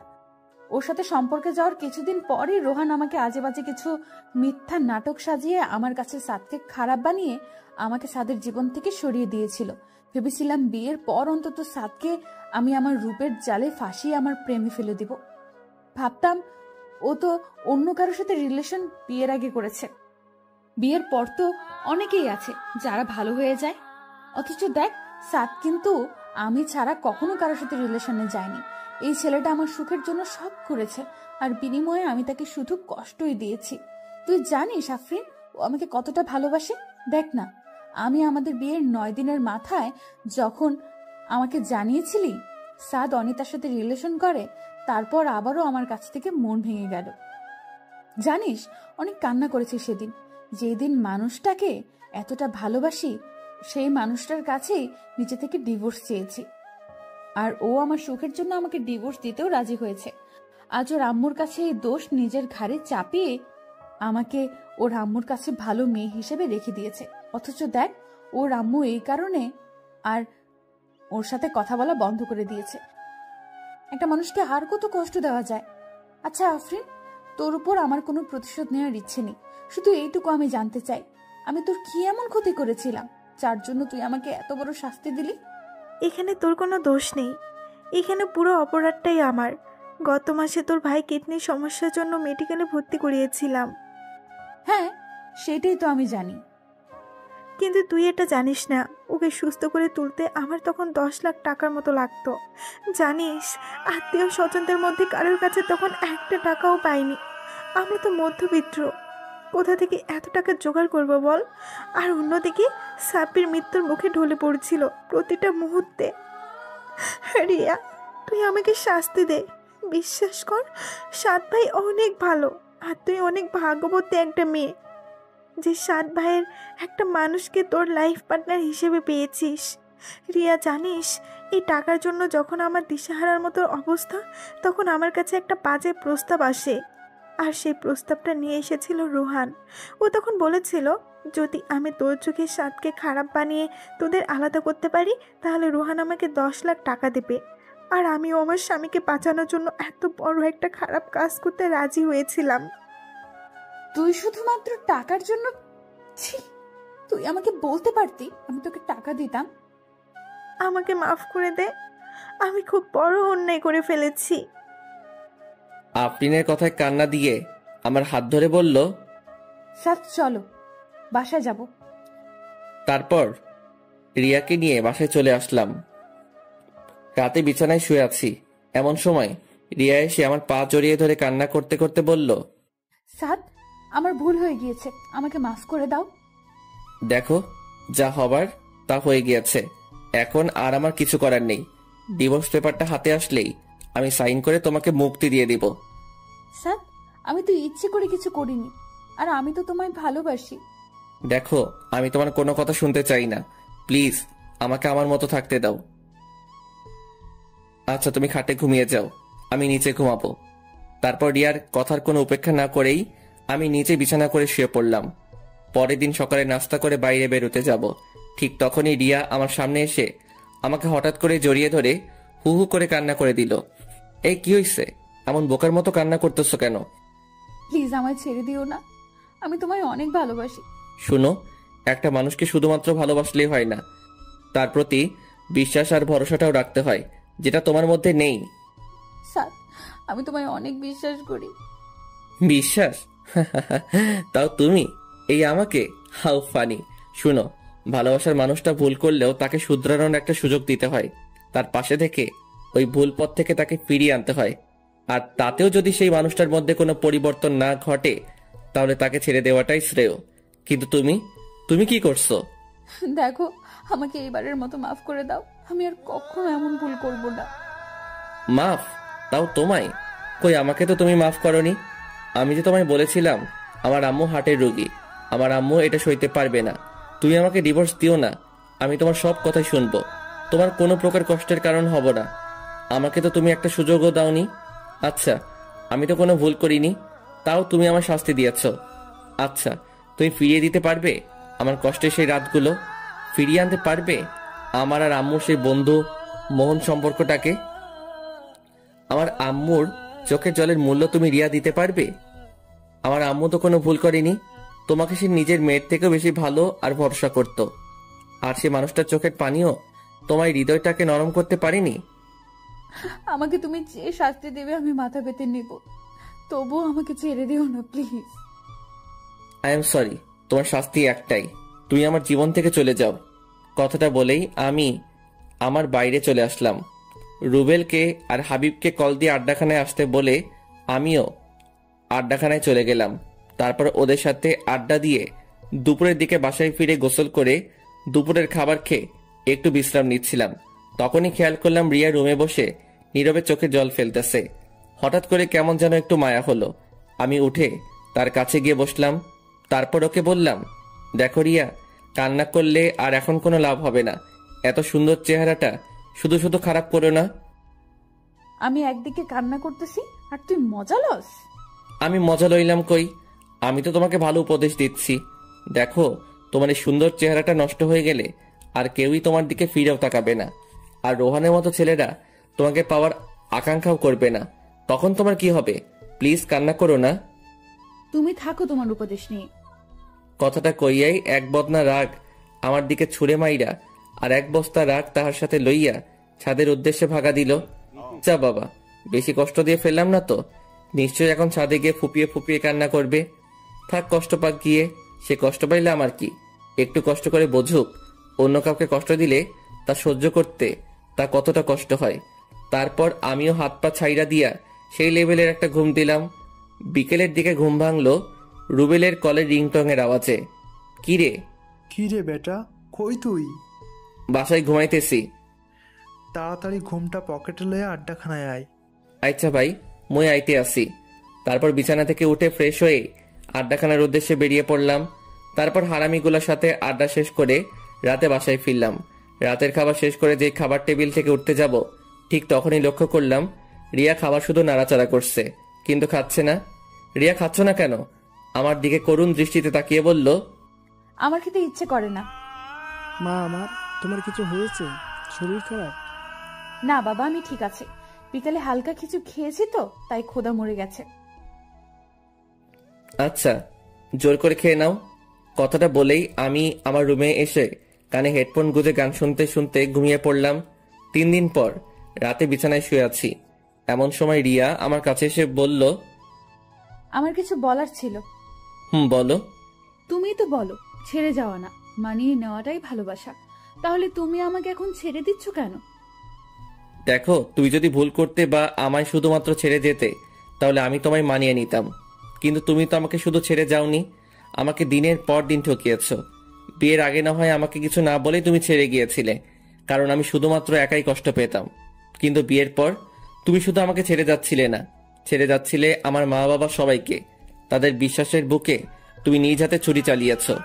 তারপরও আমি সবকিছুই মেনে নিতাম, কিন্তু তুমি আমাকে ছেড়ে গিয়ে অন্য কারোর সাথে সম্পর্কে জড়িয়ে গিয়েছ।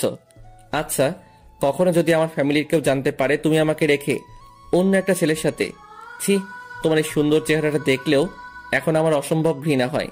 আর তুমি কথায় কথায় বলো তুমি আমায় ভালোবাসো। আচ্ছা, এটা কি সত্যি ভালোবাসা? তুমি কোথাকার কোন ছেলের কথায় আমাকে অবিশ্বাস করে ফেললে? আমাকে একটাবার অন্তত জিজ্ঞেস তো করতে পারতে। আর আমাকে জিজ্ঞেস না করলেও তো তুমি অন্তত একটু খোঁজ নিয়ে তো দেখতে পারতে। তুমি আমায় অন্য একটা মানুষের কথায় হুট করে ছেড়ে দিলে। তা কাল যে অন্য কেউ এসে তোমাকে একটা বানিয়ে মিথ্যা প্রুফ দেখাইলো, আবার আমাকে ছেড়ে যাবা না, তার কোনো ভরসা তো নেই। আগে ভালোবাসার মানুষটাকে বিশ্বাস করতে শেখো, নয়তো জীবনে সবটুকু ভালোবাসা উজাড় করে দিলেও তুমি তার সাথে কখনোই সুখী হবা না। সুখটা হচ্ছে আমাদের নিজের রুচির আর বিলাসিতার উপর নির্ভর করে। যার রুচি আর বিলাসিতা যত কম, তার সুখ ততই বেশি। যাও, অনেক রাত হয়েছে, ঘুমিয়ে পড়ো। আচ্ছা, আমাকে কি কখনো তুমি মাফ করবে না? রিয়া, ঘুমাও গিয়ে, অনেক রাত হয়েছে। তার মানে আমাকে তুমি মাফ করবেই না? রিয়া প্লিজ, ডিস্টার্ব করো না তো, ঘুমাও প্লিজ। পরের দিন বিকেলের দিকে হারামিগুলোর সাথে আড্ডা দিতেছি। এমন সময় আম্মুর কল পেয়ে অনেকটাই চমকে উঠলাম। আম্মু আমার সাথে রিয়া আর আমার ডিভোর্সের কথাটা জানার পর আর আমার সাথে কথা বলেনি, আর আজ কল দিয়ে দিল। আমি তাড়াহুড়ো করে কলটা রিসিভ করতেই ওপাশ থেকে আম্মু ভয়ার্থ কণ্ঠে বলে উঠল, সাদ, বাসায় আয় এক্ষুনি। রিয়া কেমন যেন করছে, মনে হয় উল্টোপাল্টা কিছু খেয়েছে। ওর অবস্থা খুবই খারাপ, তুই তাড়াতাড়ি আয়। আমি আর এক মুহূর্তের জন্য দেরি না করেই বাসার উদ্দেশ্যে দৌড় দিলাম। আমার এমন পাগলামো দেখে রুবেল আর হাবিবও আমার সাথে সাথে দৌড় দিল। সাদ, কি হয়েছে? আমি কিছু বলতে পারছি না, শুধু দৌড়াচ্ছি। সাদ প্লিজ কি হয়েছে বল।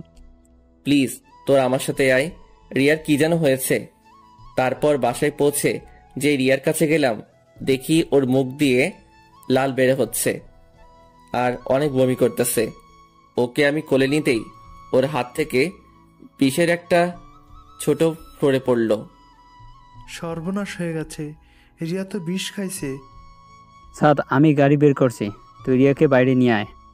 তারপর রিয়াকে কোলে নিয়ে গাড়িতে উঠিয়েই মেডিকেলের উদ্দেশ্যে রওনা হলাম। মেডিকেলে পৌঁছেই তাড়াহুড়ো করে রিয়াকে ইমার্জেন্সিতে ভর্তি করালাম। আমি অপারেশন থিয়েটারের বাইরে বসে আছি। এমন সময় আব্বু এসে আমার কাছে এসে আমার পিঠে হাত রেখে, চিন্তা করিস না বাবা, সব ঠিক হয়ে যাবে। হ্যাঁ, ওর কিছু হয়ে গেলে আমি ওর আব্বু আম্মুকে কি জবাব দেব? এই তুই এভাবে বলছিস কেন? সব ঠিক হয়ে যাবে তো। তাই যেন হয়। প্রায় ঘন্টাখানেক পরেই অপারেশন থিয়েটার থেকে ডক্টর বেরিয়ে আসলো। আমি ডক্টরের কাছে গিয়ে জিজ্ঞেস করলাম, ডক্টর রোগীর কি অবস্থা? আপনারা সঠিক টাইমে নিয়ে আসতে পেরেছেন, তাই রুগীর তেমন কোনো প্রবলেম হয়নি। রুগী ঠিক আছে। আপনি চাইলে একা গিয়ে ওনার সাথে দেখা করতে পারেন, তবে লক্ষ্য রাখবেন রুগী যেন বেশি কথা না বলে। তারপর আমি রিয়ার কাছে যেতেই দেখি রিয়ার নিথর হয়ে বেডে শুয়ে আছে। আমি ওর কাছে গিয়ে ওর কাছে বসে ওর মাথায় হাত বুলাতে বুলাতে বললাম, এখন কি কিছুটা ভালো লাগছে? তুমি এই বোকামোটা না করলেও পারতে, যদি একটা কিছু হয়ে যেত। তাহলে তো ভালোই হতো, সবাই মুক্তি পেয়ে যেত। আমার মতো মেয়েদের এই পৃথিবীতে না থাকাই ভালো। অন্তত আমার জন্য অনেকগুলো মানুষের জীবনের সুখগুলো হারিয়ে যেত না। তোমরা মেয়েরা একটা জিনিস খুব ভালো পারো, সেটা কি জানো? অভিমান। এই অভিমানটা কখনো অন্য কারোর উপর দেখিয়ে বেশ কয়েকটা মানুষের জীবন বিপাকে ফেলে দাও, আবার কখনো নিজের উপর দেখিয়ে বোকার মতো নিজেকে শেষ করে দাও। আচ্ছা, তোমরা কি এটা পারো না যে যেই ভুলগুলোর জন্য আজকে তোমার জীবনটাকে শেষ করে দিতে হচ্ছে, নিজের অভিমানটাকে কাজে লাগিয়ে সেই ভুলগুলো শুধরে নিতে পারো না? একটা কথা সবসময় মনে রাখবে, হেরে যাওয়া না, লড়াই করে বেঁচে থাকার নামই জীবন। আমি কার জন্য লড়াই করব, কার জন্য বেঁচে থাকবো?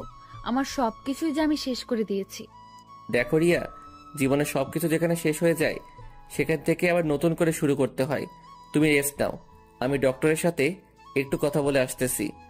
কথাটা বলেই আমি ডক্টরের কাছে যাওয়ার জন্য যেই পা বাড়ালাম, তখনই রিয়া আমাকে পেছন থেকে ডাক দিল। সাদ, পিছনে ফিরে ওর দিকে তাকিয়ে, বলো।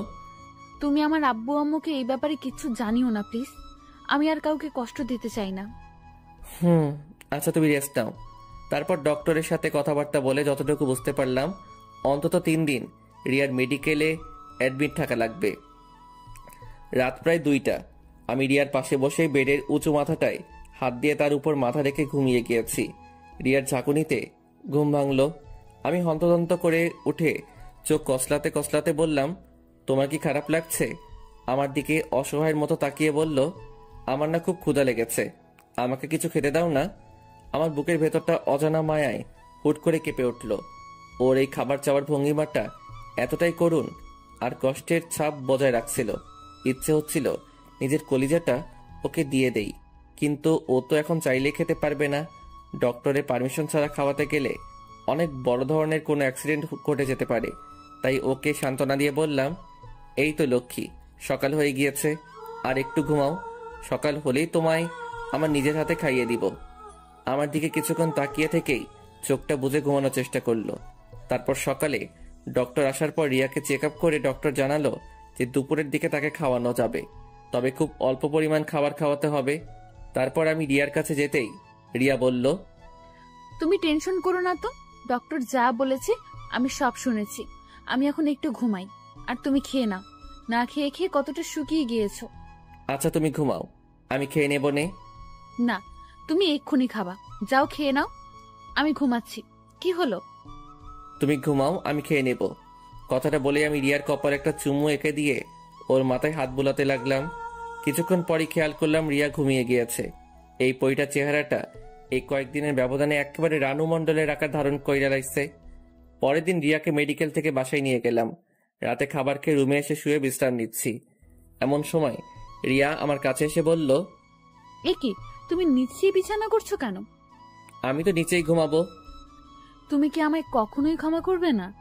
সেটা সময় হলে বুঝতে পারবে। এখন ঘুমাও।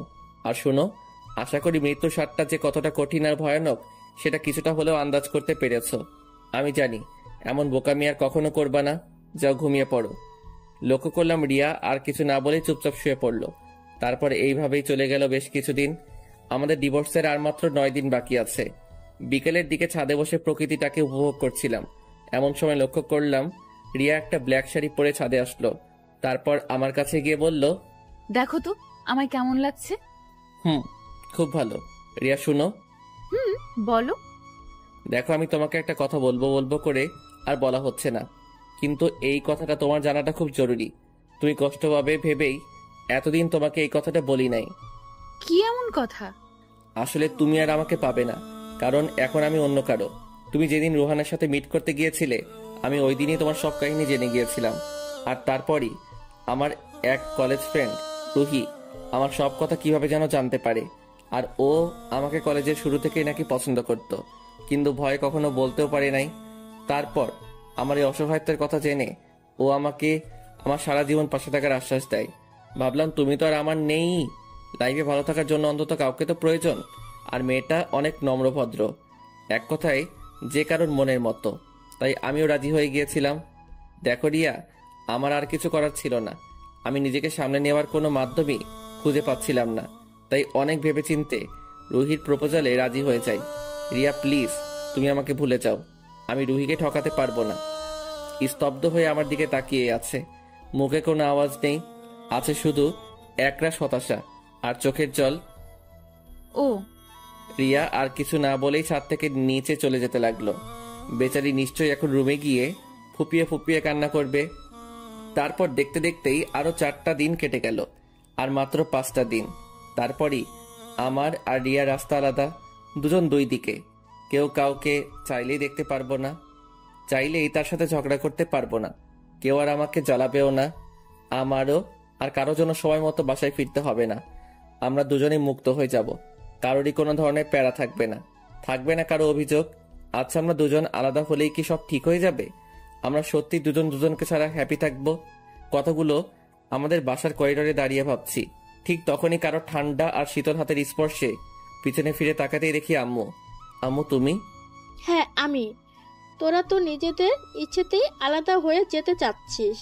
আচ্ছা, তোরা আলাদা হয়ে গেলে কি ভালো থাকবি? তোদের সমস্যাটা কি জানিস? কি? তোদের ইগো। এই ইগোটাকে তোরা প্রাধান্য দিতে গিয়ে তোরা নিজেরাই হেরে যাচ্ছিস, আর জিতে যাচ্ছে ইগো। একটু ভেবে দেখিস, রিয়া এই পর্যন্ত যা যা করেছে আমি সব কিছুই জানি। মানে তুমি কি জানো? রোহানের ব্যাপার থেকে শুরু করে সব কিছুই জানি। তবে মেয়েটা না বুঝে ভুল করে ফেলেছে, তাই বলে তুই ওর মতো ভুল করবি? কথাটা বলেই আম্মু রুমের দিকে পা বাড়ালো। আমারও কেন যেন কিছু ভালো লাগছিল না, তাই রুমে গিয়ে একটু ঘুমানোর চেষ্টা করলাম, কিন্তু কিছুতেই ঘুম আসছিল না। এমন সময় রিয়া এসে বলল, তুমি কি ফ্রি আছো? কিন্তু কেন? না মানে একটু আমাদের বাসায় যাবা? আব্বু আম্মুকে খুব দেখতে ইচ্ছে করছে। কিছুদিন পরেই তো একবারের জন্য তোমার আব্বু আম্মুর কাছে চলে যাবে। এই কথাটা বলতে গিয়েও কেন যেন বলতে পারলাম না। আচ্ছা, কখন যাবে? মুখে মলিন হাসি বজায় রেখে বলল, বিকেলে। আচ্ছা ঠিক আছে। তারপর বিকেল হতেই রিয়াকে নিয়ে ওর বাসার উদ্দেশ্যে রওনা হলাম। গাড়িতে বসে আছি, এমন সময় রিয়া আমাকে বলে উঠল, সাত, এইটা হয়তো আমাদের বাসায় তোমার শেষ যাওয়া, তাই না? হয়তো। আচ্ছা, তোমার হাতটা একটু ধরতে পারি? আমি রিয়ার দিকে তাকাতেই দেখি ও কান্না করতেছে। ধরো। আর শুনো, এখন আর কান্না করে কোনো লাভ হবে না। নিজেকে সামলে নেওয়ার চেষ্টা করো। বিলিভ করো, আমি না অনেক ট্রাই করেছি, কিন্তু আমি কি করব, আমি যে পারছি না। সময় নাও, আস্তে আস্তে সব ঠিক হয়ে যাবে। কিছুক্ষণ পরেই আমরা আমাদের গন্তব্যে পৌঁছালাম, মানে আমার শ্বশুর বাড়িতে। তারপর শ্বশুর বাড়িতে যেই পা রাখলাম, আমার মহামান্য শ্বশুর মশাই আমাকে দেখিবা মাত্রই মুখে এক গাঁটটি হাসি বজায় রাখা আমার দিকে এগোতে এগোতে বলল, আরে আমার জামাই বাবা আসছে, তা এতদিন পর আমার কথা মনে পড়লো? আব্বাজান, আমার তো আপনার কথা প্রতি মুহূর্তেই মনে পড়ে, তাই তো আপনাকে দেখতে চলে এলাম। তা আব্বাজান, আপনি ভালো আছেন তো? বাবা, তুমি চলে আসছো না, এখন তো এমনিতেই ভালো থাকুন। যাও বাবা, ফ্রেশ হয়ে রুমে গিয়ে একটু বিশ্রাম করে নাও। তারপর শাশুড়ি আম্মার খোঁজ খবর নিয়েই ফ্রেশ হয়ে রুমে এসে বিশ্রাম নিচ্ছি। এমন সময় আমার শাশুড়ি আম্মা আয়শা আমার আব্বু আম্মু সহ আমার 14 গোষ্ঠীর খোঁজ খবর লইয়া আবারও আমার একা রুমে থইয়া আমার শাশুড়ি আম্মা ভাগা দিল। তারপর ঘন্টাখানেক শ্বশুর বাড়িতে কাটাইয়া আবারও রিয়ারে লইয়া আমাদের বাসার উদ্দেশ্যে রওনা হইলাম। পরের দিন আর মাত্র 2 দিন, এই 2টা দিনই আমি আর রিয়া একসাথে থাকতে পারবো। তারপরই সব শেষ। দুপুরের দিকে মোবাইলের কলের রিংটংটা বেজে উঠতেই দেখি রুবেলের কল। কি রে? সাদ, তুই এক্ষুনি একটু আমাদের আড্ডাখানায় আয় তো। এখন আসতে পারবো না, আমার ভালো লাগছে না। দোস্ত, খুব জরুরি দরকার, প্লিজ তুই আয়।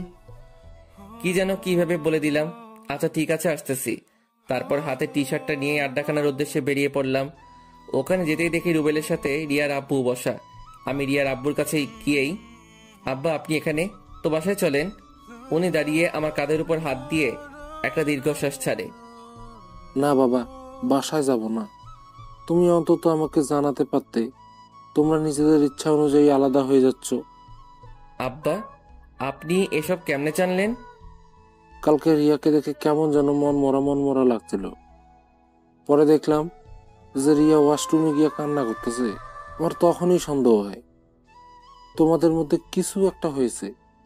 তারপর খোঁজ খবর নেওয়ার পর জানতে পারলাম তোমরা আলাদা হয়ে যাচ্ছ।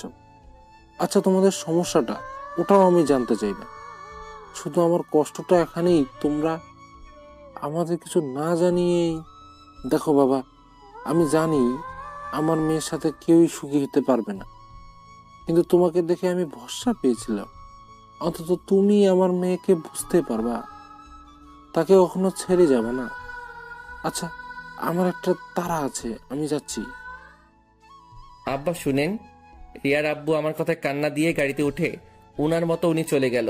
আমিও কোনো কিছু ভাবতে পারছি না কি থেকে কি হয়ে গেল। পরের দিন রিয়াকে নিয়ে উকিলের অফিসের উদ্দেশ্যে রওনা হয়েছি। আজকেই হয়তো আমাদের বিশ্বটা আলাদা হয়ে যাবে। আর মাত্র কয়েকটা মিনিট আমরা স্বামী স্ত্রী হিসেবে থাকব। লক্ষ্য করলাম রিয়া স্তব্ধ হয়ে গাড়িতে বসে আছে, মুখে একটু হাসি নেই, আছে শুধু হাহাকার, বিষাদের যন্ত্রণার ছাপ। মেয়েটা নিজেও কখনো ভাবিনি তাকে একদিন এমন একটা কঠিন পরিস্থিতির শিকার হতে হবে। গাড়ি থেমে যাওয়ার আওয়াজে বাইরে তাকাতে দেখি আমরা আমাদের গন্তব্যে চলে এসেছি। গাড়ি থেকে নেমে রিয়াকেও নামতে বললাম। তারপর রিয়াকে নিয়ে উকিলের অফিসে ঢুকতেই উকিল সাহেব আমাদের বসতে বললেন। তা আপনাদের মতামত কি? রিয়ার দিকে তাকাতেই দেখি ও আনমনা হয়ে মানসিক রোগীর মতো স্তব্ধ হয়ে আছে। আমি রিয়াকে একটা ঝাঁকুনি দিয়ে, রিয়া তুমি ঠিক আছো তো? আমি ঠিক আছি। উকিল সাহেবকে উদ্দেশ্য করে, আমরা এই 3 মাসে যতটুকু বুঝতে পারলাম আমরা কখনোই আলাদা হয়ে ভালো থাকতে পারবো না, সো আমরা ডিভোর্স চাচ্ছি না। আমার মুখে এই কথাটা শোনা মাত্রই রিয়া হা হয়ে আমার দিকে তাকিয়ে আছে। মনে হচ্ছে আমাকে ও এর আগে কখনো দেখেই নাই। তারপর আমি রিয়ার হাতটা ধরে হ্যাঁচকা টান দিয়ে চেয়ার থেকে উঠিয়ে একটা মুচকি হাসি দিয়ে বললাম, এই যে মিস চলেন, বাসায় যেতে হবে। তারপর রিয়াও একটা সেই লেভেলের হাসি মাইরা কইল, চলেন আমার বাবুর আব্বু। তারপর সোজা গাড়িতে উইঠাই বাড়ির উদ্দেশ্যে রওনা হইলাম। গাড়িতে বসে আছি এমন সময় রিয়া বলে উঠল, আচ্ছা একটা কথা আমি কিছুতেই মিলাতে পারছি না। কি কথা? তুমি রুহির কি হবে গো? লেখকা, তাই তো। আচ্ছা সমস্যা নাই, তোমার সতীন বানাইয়া নিমু। কি হারামজাদা, তুই শুধু আমার, অন্য কেউ ভাগ বসাতে আসলে মেরে তক্তা বানিয়ে দেব। ভাইরে, এইবার আমার কলারটা ছাড়। আর রুহি বলতে কেউ নাই, ওটা এমনি তোমাকে বলেছিলাম। কি তার মানে তুই আমাকে কষ্ট দেওয়ার জন্য? আমার বুকের কাছে জড়িয়ে নিয়ে ওলে আমার সোনাটা, তোমাকে কষ্ট দেওয়ার জন্য বলি নাই তো, তুমি যেন আমাকে কখনো ছেড়ে না যাও, ওই জন্য ওইটা করেছি। এখন তো বুঝতে পারছো প্রিয় মানুষটা অন্য কারো হয়ে গেলে কতটা কষ্ট হয়। I am really sorry. এই লক্ষ্মী, সরি বলা লাগবে না। তারপর বাসায় ফিরতেই আম্মু আমাদের দুইটারে এক লগে দেখা সেই লেভেলের শক্ট খাইয়া ফিট হইয়া গেল। আর খুশিতে গদগদ করতে আমার পেটে একখানা গোতা মাইরা কইল, আমার কিন্তু খুব তাড়াতাড়ি একটা নাতি চাই। আমিও এক ডিব্বা লজ্জা লইয়া ওই স্থান থেকে ভাগা দিয়া সোজা আমার রুমে আইসা শুইয়া ঘুমাইতে লাগিলাম। রাতের খাওয়া দাওয়া শেষ করে রুমে আসতেই রিয়ারে কইলাম, বউ গো। বলো। আমার পরাণের স্বামী। আম্মা আজকে কি কইছিল মনে আছে? উনাকে ডাকে একটা নাতি আয়না দিতে হইব। যা, তোমার লজ্জা শরম নাই।